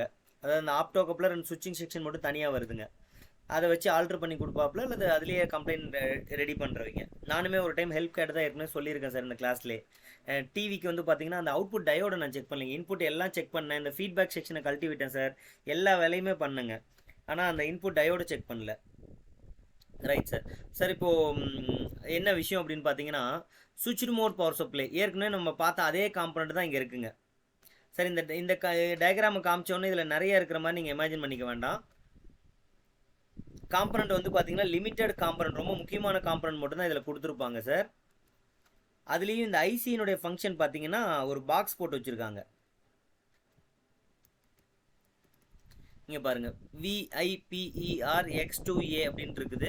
இந்த இடத்துல பார்த்தீங்கன்னா ஐசியினுடைய கனெக்ஷன்ஸ் இந்த 4 மட்டும்தான் கொடுத்துருக்காங்க சார். ஒன்று வந்து பார்த்தீங்கன்னா VDD சப்ளை கொடுக்க வேண்டிய இடம், இன்னொன்று இந்த ஐசி ஃபங்க்ஷனிங்க்கு, இன்னொன்று வந்து பார்த்தீங்கன்னா சோர்ஸு. இந்த சோர்ஸ் வழியாகவே இந்த ஐசிக்கான ஃபங்க்ஷனிங் நெகட்டிவும் கிடச்சிரும், ப்ளஸ் இந்த சுவிட்ச் ஆக வேண்டிய மைனஸும் இதில் தான் கொடுப்போம். அதுக்கப்புறம் எதை சுவிட்ச் பண்ணுமோ, சுவிட்ச் மீன்ஸ் நான் ஏற்கனவே இதை பற்றி சொல்லியிருக்கேன் சார் போன வகுப்பில். டிசி டு டிசி கன்வெர்டர், எஸ்எம்பிஎஸும் ஒரு டிசி டு டிசி கன்வெர்டர் தான். ஏசியை டிசியாக மாற்றிக்கிட்டு அப்புறம் டிசி டு டிசியாக யூஸ் பண்ணுவோம். ஸோ அதனால் ஒரு இண்டக்டரை சுவிட்சிங் பண்ணுறதுனால இது நடக்குது, எஸ்எம்பிஎஸ் ஃபங்க்ஷன் ஆகுது. இண்டக்டரை சுவிட்சிங் பண்ணுறதுக்காக இந்த இடத்துல மாஸ்ஃபெட்டை பயன்படுத்தியிருக்காங்க. இந்த மாஸ்ஃபெட் ஐசிக்குள்ளேயே வர்ற பேக்கேஜ், தனியாக இருக்காது இந்த ஐசியை பொறுத்த வரையிலும். இது ஒரு சிம்பிள் எஸ்எம்பிஎஸ். ஸோ இந்த இடத்துல பார்த்தீங்கன்னா இந்த ஐசி வேலை செய்கிறதுக்கு தனியாக வோல்டேஜ் கொடுத்துருக்கு. அதுக்கப்புறம் ஐசிக்கான கிரவுண்டும் காமனான கிரவுண்டாக எடுத்துக்கிட்டாங்க. அந்த மாஸ்ஃபெட்னுடைய கிரவுண்டு ஐசி கிரவுண்டும் ஒன்று தான். மாஸ்ஃபெட் எதை சுவிட்ச் பண்ணுமோ அந்த பாயிண்ட்டை ட்ரெயினாக எடுத்துக்கிட்டாங்க. எங்கேருந்து அவுட்புட் ஒழுங்காக வருதுன்னு செக் பண்ணுமோ அதை ஃபீட்பேக் எஃப்பி பாயிண்ட்டாக எடுத்துக்கிட்டாங்க சார். இது ஒரு ரொம்ப சிம்பிளான சர்க்யூட், குட்டி. நீங்கள் வந்து ஃபஸ்ட்டு ட்ரையல் பார்க்குறீங்க அப்படின்னா இதை வச்சு பார்க்குறது உங்களுக்கு ஈஸியாக இருக்குங்க. ரைட். ஸோ இப்போது இந்த ஐசிக்கு ஃபங்க்ஷன் என்ன, இதனுடைய மெயின் ஃபங்க்ஷனை ஃபஸ்ட்டு பார்த்துடலாங்க. அதாவது நம்ம இதில் இருக்க தனித்தனி காம்பனண்ட் என்ன பண்ணுதுங்கிறது அப்புறம் பார்த்துக்குவோம். முக்கியமான ஃபங்க்ஷன் என்ன அப்படின்னு பார்த்தீங்கன்னா 230 வோல்ட் ஏசி சப்ளை கொடுக்குறோங்க. இந்த இடத்துல ஏசி சப்ளை கொடுத்த உடனே இந்த C3 என்ன பண்ணுது அப்படின்னு பார்த்தீங்கன்னா அதில் இருக்கிற வோல்டேஜ் ஃப்ளக்சுவேஷனு ஸ்பைக் ஒரு நொடிக்கு, அதாவது ஒரு ஃப்ராக்ஷன் ஆஃப் செகண்ட் ஸ்பைக் வந்துச்சுன்னா அதை இமீடியட்டாக அப்சர்வ் பண்ணும். இதுக்குன்னு ஒரு dV/dt ரேட்டிங்னு ஒன்று இருக்குது. அதாவது என்ன சொல்கிறதுங்க, ஒரு சடன் சேஞ்ச் அப்படிங்கிற இது சார். ஒரு சைக்கிளில் ஒரே ஒரு இடத்துல மட்டும் டக்குன்னு ஒரு 400 வோல்டேஜுக்கு போயிடுச்சு வந்துச்சு சார். அப்போ இது புகஞ்சு போயிடுமானா புகஞ்சு போகாதுங்க. அதாவது இது வந்து 230 வோல்ட் தான் வித்ஸ்டாண்ட் பண்ணும், அதிகபட்சம் 270 வோல்ட்டை வித்ஸ்டாண்ட் பண்ணும் இந்த ஹோல் சர்க்கியூட்டும். ஆனால் ஏதோ ஒரு காரணத்தினால அந்த 50 ஃப்ரீக்வன்சியில் ஒரு ஃப்ரீக்வன்சியில் மட்டும் திடீர்னு வோல்டேஜ் 400 தொட்டால் கூட இந்த கெப்பாசிட்டர் அந்த 400 டக்குன்னு அதை ஒமிட் பண்ணி விட்டுருவோம், ஃபில்ட்ரு பண்ணி விட்டுருவோம். அதை வந்து அந்த அடுத்த சர்க்கியூட்டுக்கு கடத்தாது. அந்த மாதிரி சின்ன ஃப்ளக்சுவேஷன் அவாய்ட் பண்ணுறதுக்கு ஒரு கெப்பாசிட்டர் இங்கே யூஸ் பண்ணியிருப்பாங்க சார். இதனுடைய வேல்யூ ரொம்ப கம்மியாக தான் அங்கே இருக்கும். 0.01 MFD, 0.1 MFD அந்த மாதிரி இருக்குங்க, 0.22 அந்த மாதிரி இருக்கும் சார். அதுக்கப்புறம் பார்த்தீங்கன்னா இது ஒரு இண்டக்டர், இது ஃபில்டர் இண்டக்டருங்க. இந்த ஃபில்டர் இண்டக்டரில் பார்த்தீங்கன்னா ஒரே கோரில் ரெண்டையும் சுற்றி இருப்பாங்க. கனெக்ஷன் இப்போ நீங்கள் பார்க்குற மாதிரி தான் இருக்கும், சீரியஸாக இருக்குங்க. ஸோ எஸ்எம்பிஎஸ்ன்னு எடுத்துக்கிட்டாலே எல்லாத்துலேயுமே இது இருக்கும். தோ இங்கே இண்டக்டர் பார்க்குறோம் இல்லைங்களா, இந்த மாதிரி. ஸோ ஃபஸ்ட்டு ஒரு கெப்பாசிட்டர் போட்டுக்கிறோம், அடுத்து வந்து இண்டக்டர் போட்டுக்கிறோம், அடுத்து கெப்பாசிட்டர் போட்டுக்கிறோம். பட் இந்த சர்க்கியூட்டில் 2 மட்டும் காமிச்சிருக்காங்க. இதுவரையிலும் நீங்கள் கொடுத்த ஏசியாக தான் இருக்கும். ஒருவேளை இந்த 2 காம்பனண்ட்டும் இல்லைனாலும் இந்த எஸ்எம்பிஎஸ் கரெக்டாக ஃபங்க்ஷன் ஆகும் சார், எதுவும் தப்பு நடக்காத வரையிலும். ஏதாவது வோல்டேஜில் இன்புட்டில் பிரச்சனையோ இல்லை வந்து இங்கே சுவிட்சிங்கில் பிரச்சனையாக இருந்தால் டக்குன்னு காம்பனண்ட் போயிடும். அதுக்காக இது யூஸ் பண்ணியிருக்காங்க. கூடவே ஒரு ஃபியூஸை கொடுத்துருக்காங்க, F1 ஃபியூஸு. ஸோ இந்த 3 காம்பனண்ட்டும், ஃபியூஸுங்கிறது மெல்லியிலே இதெல்லாம் உங்களுக்கு பேசிக் ஏற்கனவே தெரிஞ்சிருக்கும் சார். அது என்ன பண்ணும் அப்படின்னா, இந்த சர்க்கியூட்டுக்கு போதுமான கரண்ட்டை விட அதிக கரண்ட் போகும்போது இது ஆட்டோமேட்டிக்காக அதில் இருக்க அந்த மெலிசான கம்பி வந்து வெந்து போயிடுங்க. அது ஏற்கனவே உங்களுக்கு தெரிஞ்சிருக்கும் சார். இது வந்து பொலாரிட்டி கிடையாது, ஏசி டிசி எதுலனாலும் வேலை செய்யும். இந்த 3 காம்பனண்ட்டை பார்த்தாச்சு. கெப்பாசிட்டர் இங்கே பேரலாக கனெக்ட் ஆகிருக்கு. அதனால் வந்து இது ஸ்டோர் பண்ணும். சடன் சேஞ்சிங் வோல்டேஜை சின்ன வித்தியாசம் வந்தாலும் அதை உடனே ஏற்றுக்காது. இந்த இடத்துல பார்த்தீங்கன்னா இண்டக்டர் வந்து சீரியஸாக கனெக்ட் ஆகிருக்குது. இண்டக்டர் சீரியஸாக கனெக்ட் ஆகிருந்துச்சுன்னா ஹை ஃப்ரீக்வன்சியை வழிவிடாது, லோ ஃப்ரீக்வன்சியை மட்டும்தான் வழிவிடும். ஹை ஃப்ரீக்வன்சினா நீங்கள் 50 ஐயா எடுத்துக்க வேண்டாம், 5000 2000 அந்த மாதிரி அதிகமான ஃப்ரீக்வன்சி நம்ம எஸ்எம்பிஎஸ்லேருந்து வெளியில் போகிறதுக்கும் வழிவிடாது, வெளியிலேருந்து எஸ்எம்பிஎஸ்க்குள்ளே வரதுக்கும் வழிவிடாதுங்க. அந்த மாதிரி இது. ஸோ இந்த இது இண்டக்டருக்கு அடுத்து வர்ற அந்த ஏசியை டிசியாக மாற்றுறதுக்கு ஒரு பிரிட்ஜ் டயோடு யூஸ் பண்ணியிருக்காங்க சார். இந்த பிரிட்ஜ் டயோடு பார்த்தீங்கன்னா 2 டயோடு வந்து ஃபார்வர்டு சப்ளைவை க்ளோஸ் பண்ணுறதுக்காக பயன்படும், 2 டயோடு வந்து ரிவர்ஸ் சப்ளைவை க்ளோஸ் பண்ணுறதுக்காக பயன்படும். அதாவது ஏசி சப்ளைவில் இருக்கக்கூடிய பாசிட்டிவை வந்துட்டு முழுமையாக அந்த சர்க்கியூட்குள்ளே பூந்து வெளியில் வர வைக்கிறதுக்காக 2 டயோடு பயன்படுங்க. அடுத்து நெகட்டிவ் சைக்கிளை முழுமையாக உள்ளே போயிட்டு ஃபேஸ் வழியாக போய் நியூட்ரல் வழியாக வந்து முடியறதுக்கு அடுத்த 2 டயோடு பயன்படும் சார். இதோ இந்த மாதிரிங்க. சரிங்க, பாருங்கள், இங்கேருந்து கரண்ட் ஃப்ளோ, அதாவது பாசிட்டிவ் ஆஃப் சைக்கிள் இந்த டயோடு வழியாக போகுங்க. இதோ இப்படி இருக்குது அப்படின்னா இந்த இடம் நீங்கள் பார்த்துட்டு இருக்க இந்த கிராஃபில் பாசிட்டிவ் சார். நம்ம எஸ்எம்பிஎஸை பற்றி பார்த்துட்ருக்கோம். இது எல்லாருக்குமே காமனான டாபிக். நம்ம வந்து எந்த ஃபீல்டில், நான் ஒரு இப்போ பியூர் எலக்ட்ரிக்கலில் இருக்கனாலும் இன்றைக்கி வந்து இது எல்லாத்துக்குமே தேவை. இந்த பாசிட்டிவ் ஆஃப் சைக்கிள் அப்படிங்கிற இடத்துல, அதாவது வோல்டேஜ் வந்து 0விலேருந்து கொஞ்சம் கொஞ்சமாக அதிகமாகி அதனுடைய உச்சநிலைக்கு அடைஞ்சு மறுபடியும் 0வை தொடர அந்த நேரம் வந்து ஒரு சைக்கிள், ஒரு அரை சைக்கிள்னு சொல்கிறோங்க. பாசிட்டிவில் ஆஃப் சைக்கிள் அந்த நேரத்தில் என்ன பண்ணும் அப்படின்னு பார்த்தீங்கன்னா, இந்த டயோடு வழிவிடுங்க. இந்த டயோடு வழியாக பாசிட்டிவ் எலக்ட்ரான் எல்லாம், முன்னாடி போகிற எலக்ட்ரான்லாம் இங்கே ஓடி இந்த கெப்பாசிட்டரில் போயிட்டு இங்கே ஸ்டோர் ஆகும். கூடவே இந்த கெப்பாசிட்டர் ஃபில் ஆன உடனே ரிமைனிங் எலக்ட்ரான் தேவைப்பட்டுச்சு அப்படின்னா இந்த லோடுக்கும் இங்கேயும் போகுங்க. இதுவரையிலும் பாசிட்டிவ் போய் காயிலுக்குள்ளே பூந்து இங்கே நிற்கும் சார் பாசிட்டிவ், நான் டயக்ராம் போட்டிருக்கிற வரையிலும். அதுக்கடுத்து என்ன பண்ணணும்னு பார்த்தீங்கன்னா, ஒருவேளை இந்த சுவிட்ச் க்ளோஸ் ஆகிருந்தா, இந்த மாஸ்ஃபெட் வேலை செஞ்சுருந்தா எப்போ வேலை செய்யும், இந்த ஐசி எப்படி ஒர்க் ஆகுதுங்கிறத பின்னாடி பார்க்கலாம். நான் என்ன சொல்லியிருந்தேன்னா மெயின் சர்க்கியூட்டை பார்த்துடலான்னு சொல்லியிருந்தேன் சார். ஒருவேளை இந்த மாஸ்ஃபெட் ஆன் ஆயிருந்துச்சுன்னா இந்த மாதிரி இருக்குங்க.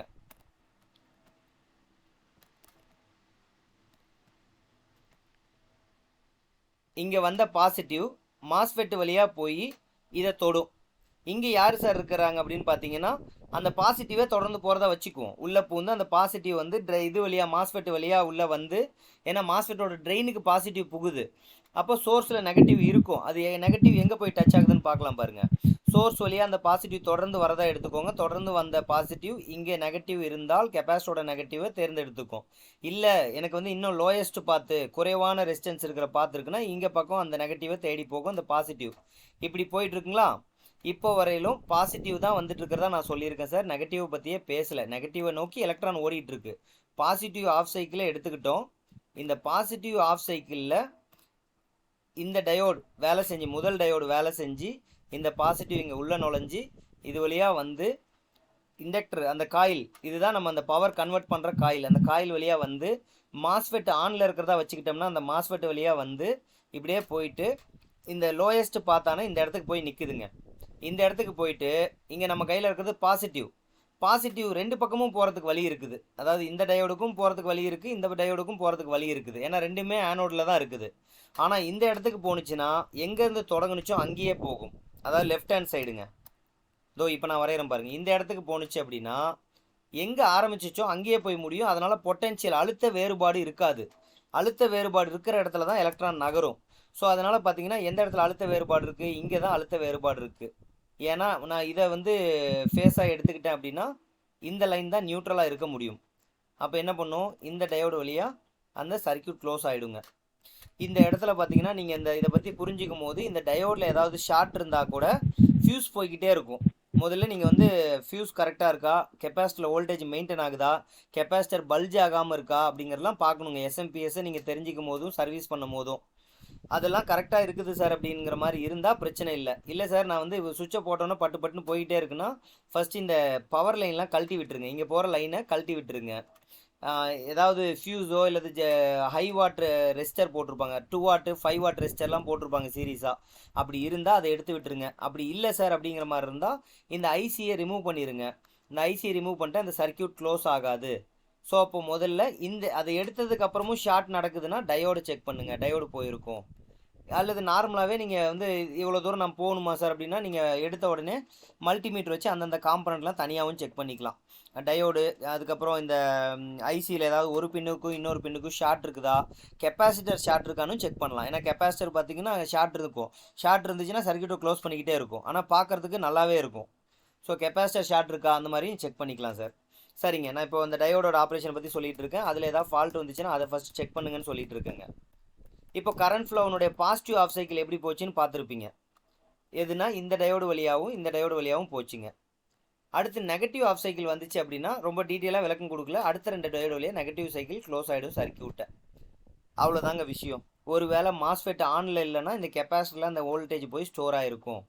தவிர நம்ம இப்படி கொடுக்குறோமா வேஃபார்மு, இப்படி இருக்குங்களா இந்த வேஃபார்ம், இந்த வேஃபார்மை நான் இப்படி மாற்றி அமைக்கும் போது √2 டைம் அதிகமாக வரும் சார். இதோ இப்படி இருக்கும். அதாவது நான் இங்கே 230 வோல்ட் கொடுத்தேன்னு வச்சுக்கோங்களேன், 230 1.4 பெருக்கினா என்ன வருமோ அத்தனை வோல்டேஜ் நிற்குங்க.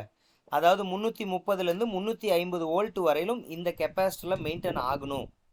சார் மெயின்டைன் ஆகலை, கெப்பாசிட்டர் பார்க்குறதுக்கு நல்லா தான் இருக்குது, ஆனால் அந்த இடத்துல 200 வோல்ட் தான் சார் வருது, இல்லை 210 தான் காமிக்குது அப்படின்னா கெப்பாசிட்டர் ஒரு டைம் கழட்டிட்டு வேறு கெப்பாசிட்டர் போட்டோ அல்லது கெப்பாசிட்டர் தனியாக மீட்டர் வச்சு செக் பண்ணிக்கிறது நல்லது. ஏன்னா கெப்பாசிட்டர் வந்து சில டைம் பல்ஜ் ஆகிருக்கும், சில டைம் கேஷுவலாகவே இருக்கும், இருந்துமே அதனுடைய கெப்பாசிட்டன்ஸு இழந்திருக்கும், ரொம்ப லைஃப் இருந்திருந்தாலோ இல்லை நல்ல கெப்பாசிட்டோ இல்லைனாலோ. ஸோ இதை வந்து நீங்கள் வந்து செக் பண்ணி முடிச்சதுக்கப்புறம் இங்கே வரலும் கரெக்டாக டிசி வோல்டேஜாக மாறும் பொழுது தோராயம் வோல்டேஜாக 350 வோல்ட் இருக்கான்னு நீங்கள் செக் பண்ணிக்கலாம் சார்.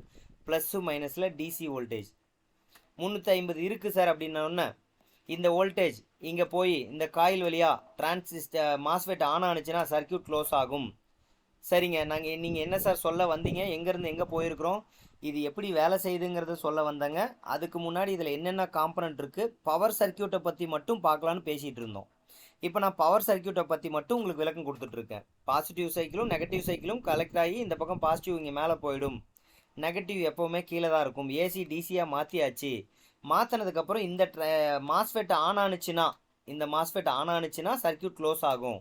அப்படி க்ளோஸ் ஆகிற நேரத்தில் என்ன சார் நடக்கும் அப்படின்னு பார்த்தீங்கன்னா இது வழியாக கரண்ட் ஃப்ளோ நடக்கும். இது ஒரு டிரான்ஸ்ஃபார்மர், ஹை ஃப்ரீக்வன்சி டிரான்ஸ்ஃபார்மர். ஒரு நொடிக்கு 30,000 டைம் 50,000 டைம் 1,00,000 டைம் கூட ஆன் ஆகும், ஆஃப் ஆகும், ஆன் ஆகும், ஆஃப் ஆகும். இப்படி நடக்கும்போது என்ன ஆகும் அப்படின்னு பார்த்தீங்கன்னா இந்த டிரான்ஸ்ஃபார்மர் காந்தத்தை உருவாக்கும்.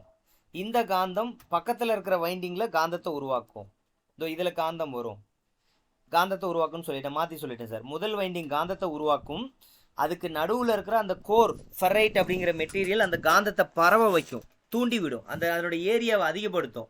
இப்போ எப்படின்னா தண்ணி இருக்குது அப்படின்னா அந்த தண்ணியை நம்ம துணியில் தொடச்சோம்னா அந்த துணி வந்து தண்ணியை உறிஞ்சிக்குது இல்லைங்களா, அந்த துணி முழுக்க அந்த ஈரத்தை உறிஞ்சிக்கிட்டு துணி ஈரமாயிடுது இல்லைங்களா, அந்த மாதிரி அந்த காந்தத்தை, அந்த காயிலால் வந்த காந்தத்தை, முதல் வைண்டிங்கால் வந்த காந்தத்தை அந்த நடுவில் இருக்கிற அந்த ஃபெரைட்னு சொல்லக்கூடிய இரும்பு மாதிரியான மெட்டீரியல் அதை வாங்கி பரவ வச்சுக்கும், தன்னுள்ள வாங்கி வச்சுக்கும். அந்த காந்தத்தை 2வது வைண்டிங்க்கு டச் பண்ண விடும்.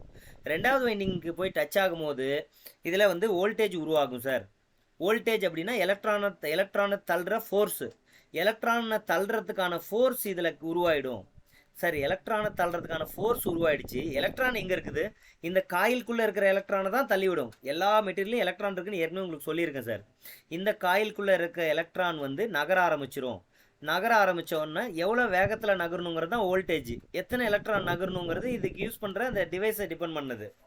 இது வெளியில் வர ஆரம்பிச்சிடும் எலக்ட்ரான். அப்படி வெளியில் வந்தாலுமே வேகமாக நடக்கிறதுனால எலக்ட்ரான் முன்னும் பின்னும் மாறுறதுக்கான வாய்ப்புகள் நிறைய இருக்குது. இப்படியும் திரும்ப இப்படியும் போகிறதுக்கு வாய்ப்புகள் இருக்குது. இதை வந்து அவாய்ட் பண்ணுறதுக்காக ஒரு டயோடு இங்கே பயன்படுத்தியிருக்கிறோம். இந்த இடத்துல இந்த டயோடும் ஃபெயிலியர் ஆகிறதுக்கான வாய்ப்புகள் நிறைய இருக்குது. அதனால் நீங்கள் சர்வீஸ் பண்ணும்போது இந்த டயோடையும் அடிக்கடி செக் பண்ணிக்கலாங்க. ஸோ இந்த டயோடு வந்து பார்த்தீங்க அப்படின்னா இந்த சர்க்கியூட்டில் தலைகீழாக போட்டிருக்கான். பட் அதாவது எது எப்படி கொடுத்துருந்தாலும் நீங்கள் யோசனை பண்ணி பாருங்கள். பாசிட்டிவ் நேராக போயிடுச்சுன்னா இந்த டயோட நெகட்டிவ் வழிவிடுன்னு அர்த்தம். அதாவது இந்த டயோட முன்பக்கம் இப்படி போட்டாலும் சரிதான். வேறு ஏதாவது சர்க்கியூட் பார்த்தீங்கன்னா இப்படி போட்டிருப்பாங்க. இப்படி போட்டு என்ன பண்ணியிருப்பாங்கன்னா இங்கே பாசிட்டிவ் போட்டிருப்பாங்க.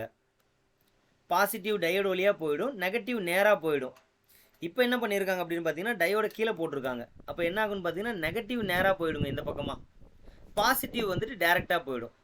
அதாவது டயோடு வழியாக இந்த பக்கம் நேராக நெகட்டிவ் போயிடும். டயோடு வந்து நெகட்டிவை மட்டும் அவுட்புட்டுக்கு கொடுக்கும். பாசிட்டிவ் வந்து ஆட்டோமேட்டிக்காக அது பாசிட்டிவாக தான் இருக்க முடியும். ஏன்னா இங்கே யாருக்கு வழி உண்டு? நெகட்டிவ்க்கு மட்டும்தான் இந்தாண்ட வழி உண்டு. நெகட்டிவ் வந்தால் அதை போய் க்ளோஸ் பண்ணுற இந்த இடம் என்னவாக இருக்கும்? ஆட்டோமேட்டிக்காக அது பாசிட்டிவாக தான் இருக்க முடியும். வேறு வாய்ப்பே இல்லை இது. ஸோ இப்படி தான் வந்து பவர் கன்வர்ஷன் நடக்குது. இந்த இடத்துல பார்த்தீங்கன்னா 99.9% இந்த பவர் காயில் ஃபெயிலியர் ஆகாது சார். ரொம்ப ரேர் கேஸ். இது பர்ன் ஆயிடுச்சு அப்படிங்கிறது வந்து பார்த்தீங்கன்னா மாஸ்ஃபெட் அந்த ஐசி போகலை, இந்த இது போகலை, இந்த காயில் சில டைம் இந்த காயிலாம் வெந்து போயிடும். இது ரெக்டிஃபையர் போயிருந்துச்சுன்னா ரெக்டிஃபையரும் போகலை, இந்த காயிலும் போகலை, ஃபியூஸும் போகலை, எதுவுமே போகாமல் நின்றுச்சுன்னா மட்டும்தான் நான் சொன்ன மாதிரி நடந்திருக்குங்க. என்ன மாதிரினா அந்த காயில் அந்த மெயின் காயில் புகஞ்சிருக்கும். அப்படிலாம் நடக்க வாய்ப்பு ரொம்ப கம்மி. ஸோ இப்போது இப்படி தான் பவர் ஃப்ளோ சுற்றுதுங்க சார். Right, okay. முன்பக்கம் மட்டும்தான் சுற்றுமானா முன்பக்கம் மட்டும்தாங்க சுற்றும். அதாவது எப்போவுமே இப்படி தான் எலக்ட்ரான் போகும். எப்படி போகும்னா அதோ இங்கே பாருங்கள், எலக்ட்ரானுடைய பாசிட்டிவ் இங்கேருந்து கீழே போகும். கீழே போகுங்களா? அடுத்த சைக்கிள் என்ன ஆகும்? அடுத்த சைக்கிளில் நின்றும், கட்டே ஆகிடும் முழுசா. மறுபடியும் என்ன ஆகும்? மறுபடியும் கீழே போகும். அப்புறம் என்ன ஆகிடுங்க? முழுசாக கட் ஆகிடும். அப்புறம் கீழே போகும். இப்போ நான் மெதுவாக கீழே போகும்னு சொல்லிட்டு இருக்கீங்களா? என்னன்னா பாசிட்டிவ் இந்த இண்டக்டர் வழியாக சுவிட்சு ஆன் ஆகும்போது சுவிட்சு வழியாக நெகட்டிவாக தொடும்.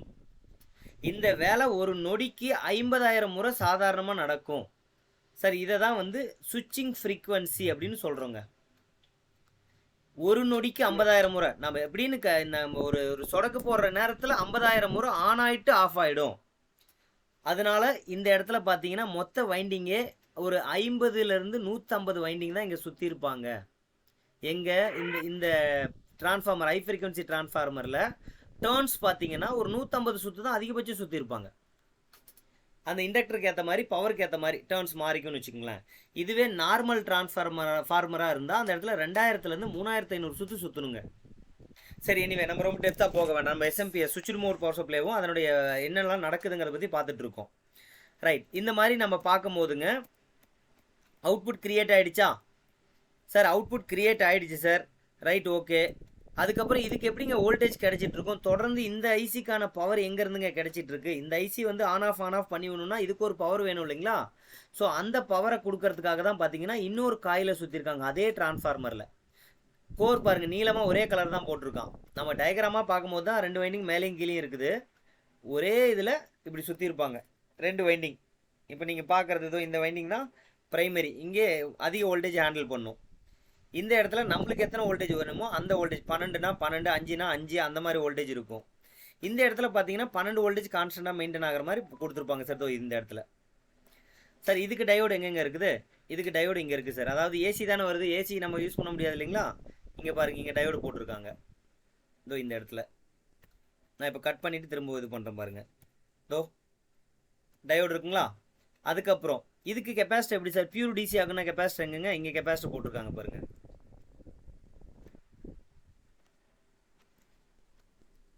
கட் ஆகிட்டு வருதுங்களா? இந்த இடத்துல கெப்பாசிட்டர் இருக்குது. ஸோ இது ஒரு சின்ன ரெக்டிஃபையர் யூனிட் மாதிரி. ரெக்டிஃபையர் யூனிட்டே தான், இதுக்கு தேவையான அளவுக்கு பவரில் இருக்கும். அப்போ இந்த ஐசிக்கு தொடர்ந்து இனிஷியலாக வந்து சுவிட்சை போடும் பொழுதே டக்குன்னு ஒரு ஃப்ராக்ஷன் ஆஃப் செகண்டில், ஒரு நொடி பொழுதுல இதுக்கு வந்து பார்த்தீங்கன்னா இந்த காயிலில் ஒரு இண்டக்ஷன் மியூச்சுவல் இன்டியூஸ் ஆகுங்க. இந்த இடத்துல இந்த விளைவை ஏற்படுத்துறதுக்காக பார்த்தீங்கன்னா இந்த இடத்துல பார்த்தீங்கன்னா ஒரு ரெசிஸ்டர் 1ஐயும் கெப்பாசிட்டர் 2ஐயும் போட்டிருப்பாங்க. இதனால் ஒரு ரெசனன்ஸ் உருவாகும். ரெசனன்ஸ் அப்படின்னு என்ன அர்த்தம் அப்படின்னு பார்த்தீங்கன்னா எதுவுமே தேவையில்லை, சுவிட்சிங்கே தேவையில்லை, இதுவே ஒரு ஃப்ரீக்குவென்சி உருவாக்கும். ஒரு டிசி சப்ளையில் இண்டக்டரையும் கெப்பாசிட்டரையும் போட்டோம்னா அந்த இண்டக்டர் வழியாக கெப்பாசிட்டர் போய் சார்ஜ் ஆகும் இல்லைங்களா, அந்த ஒரு நொடி பொழுதில் இண்டக்டரில் கரண்ட் இன்டியூஸ் ஆகும். அந்த மாதிரி இன்டியூஸ் ஆகும்போது பார்த்தீங்க அப்படின்னா இந்த இது வந்து ஆன் ஆகிடும், செல்ஃபாகவே சுவிட்சிங் ஆகிக்கும், தன்னைத்தானே இதை ஆன் பண்ணிக்கும். இதுதான் சார் நான் சொல்ல வர ஒரே விஷயம். அதை தாண்டி ஃப்ரீ வீலிங் ஆக்ஷனுக்கும் இது பயன்படும். ஏற்கனவே நம்ம ஃப்ரீ வீலிங் ஆக்ஷன்னா என்னங்கிறத போன வகுப்பில் பார்த்தோங்க. இந்த காயிலில் ஏதாவது ரிட்டர்ன் சப்ளை நெகட்டிவ் சப்ளை இருந்துச்சுன்னா அது வந்து இந்த டயோடு வழியாக போய் இந்த கெப்பாசிட்டரில் போய் ஸ்டோர் ஆகும். அந்த கெப்பாசிட்டரில் ஸ்டோர் ஆன அந்த எனர்ஜி இந்த ரெசிஸ்டர் வழியாக அப்போவே டிஸ்சார்ஜ் ஆகிடும். ப்ளீடர் ரெசிஸ்டர் அந்த மாதிரிங்க. ஸோ போத், அதாவது ஸ்டார்ட் அப்பாகவும் ஃபங்க்ஷன் ஆகிறதுக்கு ஒரு ரெசனன்ஸை உருவாக்குறதுக்கும் பயன்படும். அதுக்கப்புறம் அந்த இது இண்டக்டரோடைய ஸ்ட்ரெஸ் அழுத்தத்தை குறைக்கிறதுக்கும் இது பயன்படும். இந்த செக்ஷன் இது சொல்ல போனால் இது ஒரு ஸ்னப்பர் பாதுகாப்பு சர்க்கியூட்டாகவும் பயன்படுத்துகிறதா நீங்கள் எடுத்துக்கலாம் இந்த இடத்த. அது தவிர இந்த இடம் சுவிட்சிங் section, on off on off on off வேகமாக ஒரு நொடிக்கு 50,000 முறை நடக்கும். இதெல்லாம் தாண்டி அவுட்புட் உருவானுச்சு இல்லைங்களா, 12 வோல்ட்னா 12 வோல்ட்னு வந்துச்சு இல்லைங்களா, அந்த 12 வோல்டேஜுங்கிறத எடுத்துகிட்டு வந்து இந்த ஆப்டோ கப்ளருக்கு கொடுத்துருப்பாங்க. ஸோ இந்த ஆப்டோ கப்ளர் என்னங்க பண்ணும் அப்படின்னு பார்த்தீங்கன்னா இந்த குறிப்பிட்ட வோல்டேஜ் 12னா 12 தேவையில்லை, ஒரு 3 வோல்ட் வந்தாலே இது கண்டக்ட் ஆக ஆரம்பிச்சிடும். எது கண்டக்ட் ஆக ஆரம்பிச்சிடும்? இந்த ஆப்டோ கப்ளர் கண்டக்ட் ஆக ஆரம்பிச்சிடும். கண்டக்ட் ஆகிட்டு சுவிட்சிங்கை போய் நிறுத்தி விட்டுரும். ஃபீட்பேக் கிட்ட போய் சொல்லும், போதுமான அவுட்புட் எனக்கு கிடைச்சிருச்சு. அவுட்புட் 12 வோல்ட்டுக்கு இவங்க டிசைன் பண்ணியிருக்காங்க, இந்த 12 வோல்டேஜ் கிடைச்சிருச்சுங்கிற தகவல் இந்த ஆப்டோ கப்ளர் வழியாக கிடைக்குங்க. ஸோ ஆப்டோ கப்ளரை பற்றி ஏற்கனவே முன்னாடி நான் அப்புறமா பேசுகிறேன்னு சொல்லியிருந்தேன் சார். ஆப்டோ கப்ளர் என்ன அப்படின்னா லைட் சிக்னலை வாங்கி அதுக்கேற்ற வெளிச்சத்தை கொடுக்கும். அந்த வெளிச்சத்துக்கு ஏற்ற மாதிரி இந்த டிரான்சிஸ்டர் ஆன் ஆகுங்க. இப்போ ரொம்ப கம்மியான லைட் எரிஞ்சதுன்னா டிரான்சிஸ்டர் பாதி கண்டக்ட் பண்ணும், நல்ல லைட் எரிஞ்சிச்சுன்னா டிரான்சிஸ்டர் முழுமையாக கண்டக்ட் பண்ணும். கண்டக்ட்னா சுவிட்சாக வேலை செய்யும். இதை மட்டும் தனியாக எடுத்து பாருங்களேன். இந்த இடத்த மட்டும் ஒரு டயோடு கூடவே எல்இடி மாதிரி சிம்பிள் கொடுத்துருக்காங்க.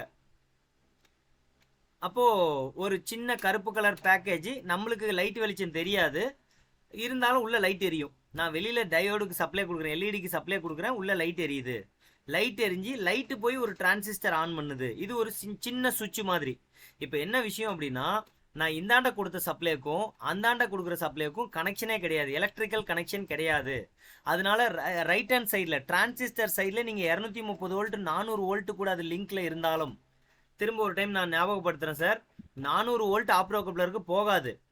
ஆப்டோ கப்ளர் வந்து 400 வோல்டேஜ் சர்க்கியூட் கூட டச்சில் இருக்கும். அதனால ஏற்படுற லீக்கேஜ் கரண்ட் அந்த டிரான்சிஸ்டர் வழியாகவும் போகும். இந்த ஆப்டிக்கல் ஐசோலேஷன் இல்லை, இந்த ரெண்டும் இந்த வெளிச்சத்தினால பிரிக்கப்பட்டு வைக்கல அப்படின்னு அப்படின்னா நீங்கள் தொட்டா ஷாக் அடிக்கும். அந்த ஷாக் சர்க்கியூட்டை ஷாக் அடிக்கிறத தவிர்க்கிறதுக்கு தான் இந்த மாதிரி ஆப்டிக்கல் வழியாக அனுப்புகிறாங்க.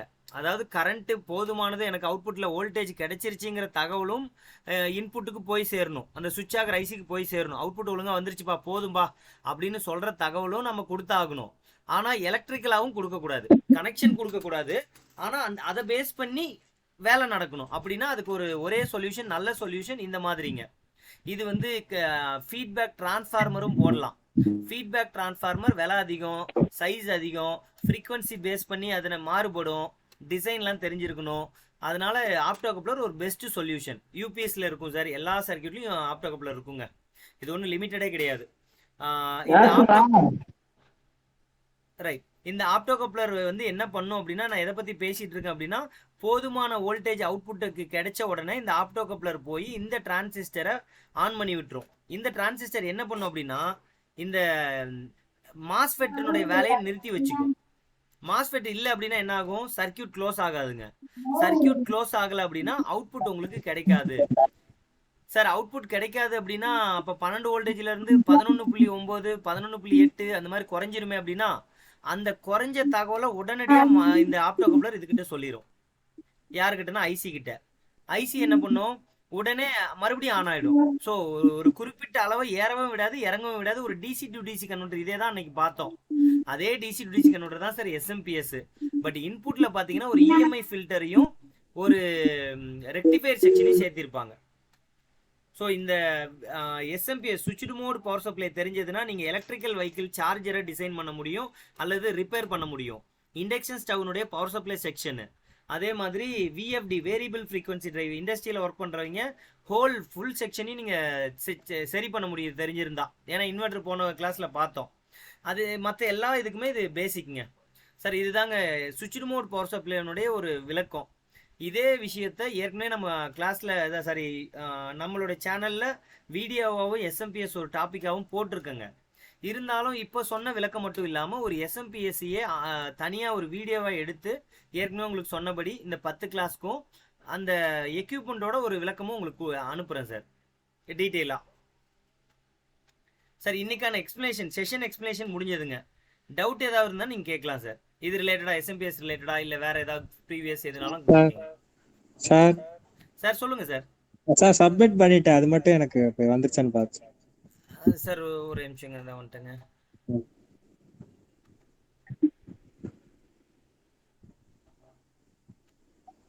சார் நான் அப்புறமா செக் பண்ணிக்கிட்டுங்களா சார்? நான் உங்களுக்கு ரிப்ளை பண்ணுறேன்.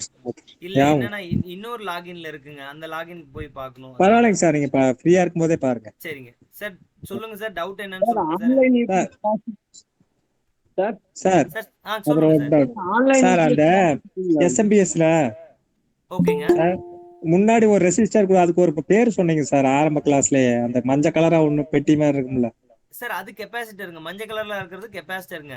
இல்லைங்க சார், ஒரு அதாவது அதுக்கு பேர் என்னமோ சொன்னீங்க, இப்படி சூடாகும் போது அதோட தன்மை மாறும், குறையும் போது அது தன்மை மாறுங்கிற மாதிரி சொன்னீங்க. அத பத்தி இந்த கிளாஸ்ல நம்ம டிஸ்கஸ் பண்ணல, ஃபர்ஸ்ட் கிளாஸ்ல ரொம்ப நேரம் டிஸ்கஸ் பண்ணிருக்கோம் சார். அப்படியாங்க சார்? பிடிசி. ஆமாங்க சார், ஆமாங்க sir. PTC and NTC. NPC. ஓகேங்க சார். அது நான் உங்களுக்கு அது சொல்றேன் சார். அதுதான் அதுக்கெல்லாம் அந்த கிளாஸ்ல இது பண்ணி உங்களுக்கு கிளியரா சொல்றேங்க. ஓகேங்க சார். Okay okay. ஒரு நிமிஷம் சார், எனக்கு லிங்க் எடுக்க முடியல. நான் உங்களுக்கு கன்ஃபார்ம் பண்ணி சொல்றேன் சார் உங்களுக்கு ரெஜிஸ்ட்ரேஷன் வந்துருச்சான்ட்டு. ஓகேங்க சார். ஓகே சார், கன்ஃபார்ம் பண்ணி சொல்லுங்க சார். ஆன்லைன் யூபிஎஸ் கிளாஸ் எடுப்பீங்களா sir? Sir online class UPS போன கிளாஸ்ல சொல்லியிருக்கேங்க. அப்படிங்களா? Okay sir. நான் இப்பதான் சார் லாஸ்டா தான் சார் எனக்கு தகவல் கிடைச்சு நான் அட்டென்ட் பண்ணிட்டு இருக்கிறேன் sir.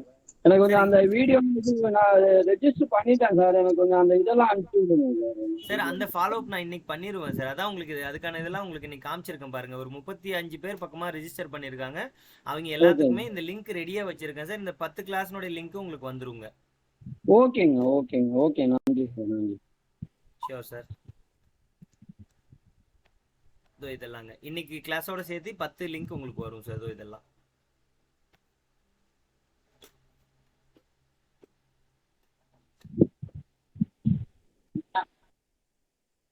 Sir. Sumit sir, NTC and விவோடியை பத்தி மறுபடியும் சொல்றேன் சார். இன்னைக்கு ஏதாவது இந்த கிளாஸ் பேசிக்கா இருக்கட்டும்ங்கிறதுக்காக சொல்லியிருக்கேங்க.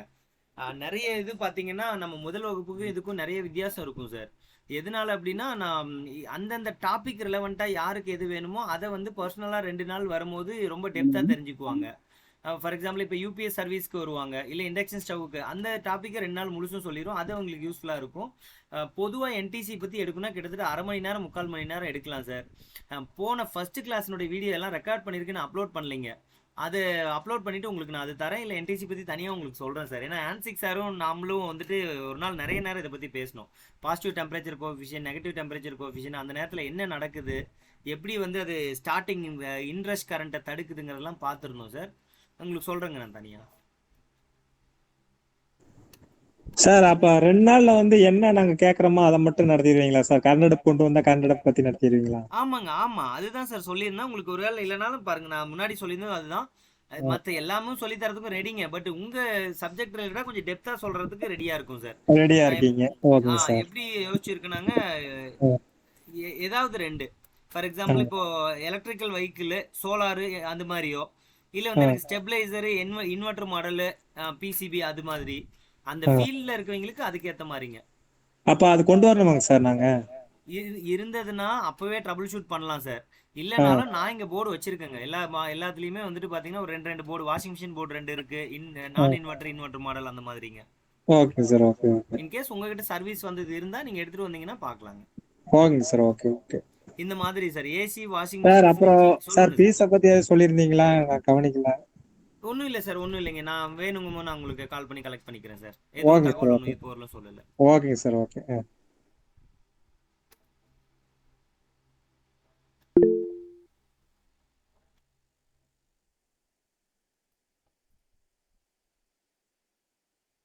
சார் டெக்னிக்கலாக ஏதாவது டவுட் இருந்தால் எனக்கு கேளுங்க சார், நான் சொல்ல ரெடியாக இருக்கேன். சார் டிரைவ் பிஎல்சி பத்தி எதுவும் சார் யாராவது ஒருத்தருங்க, மாதே சார் சொல்லுங்க சார்.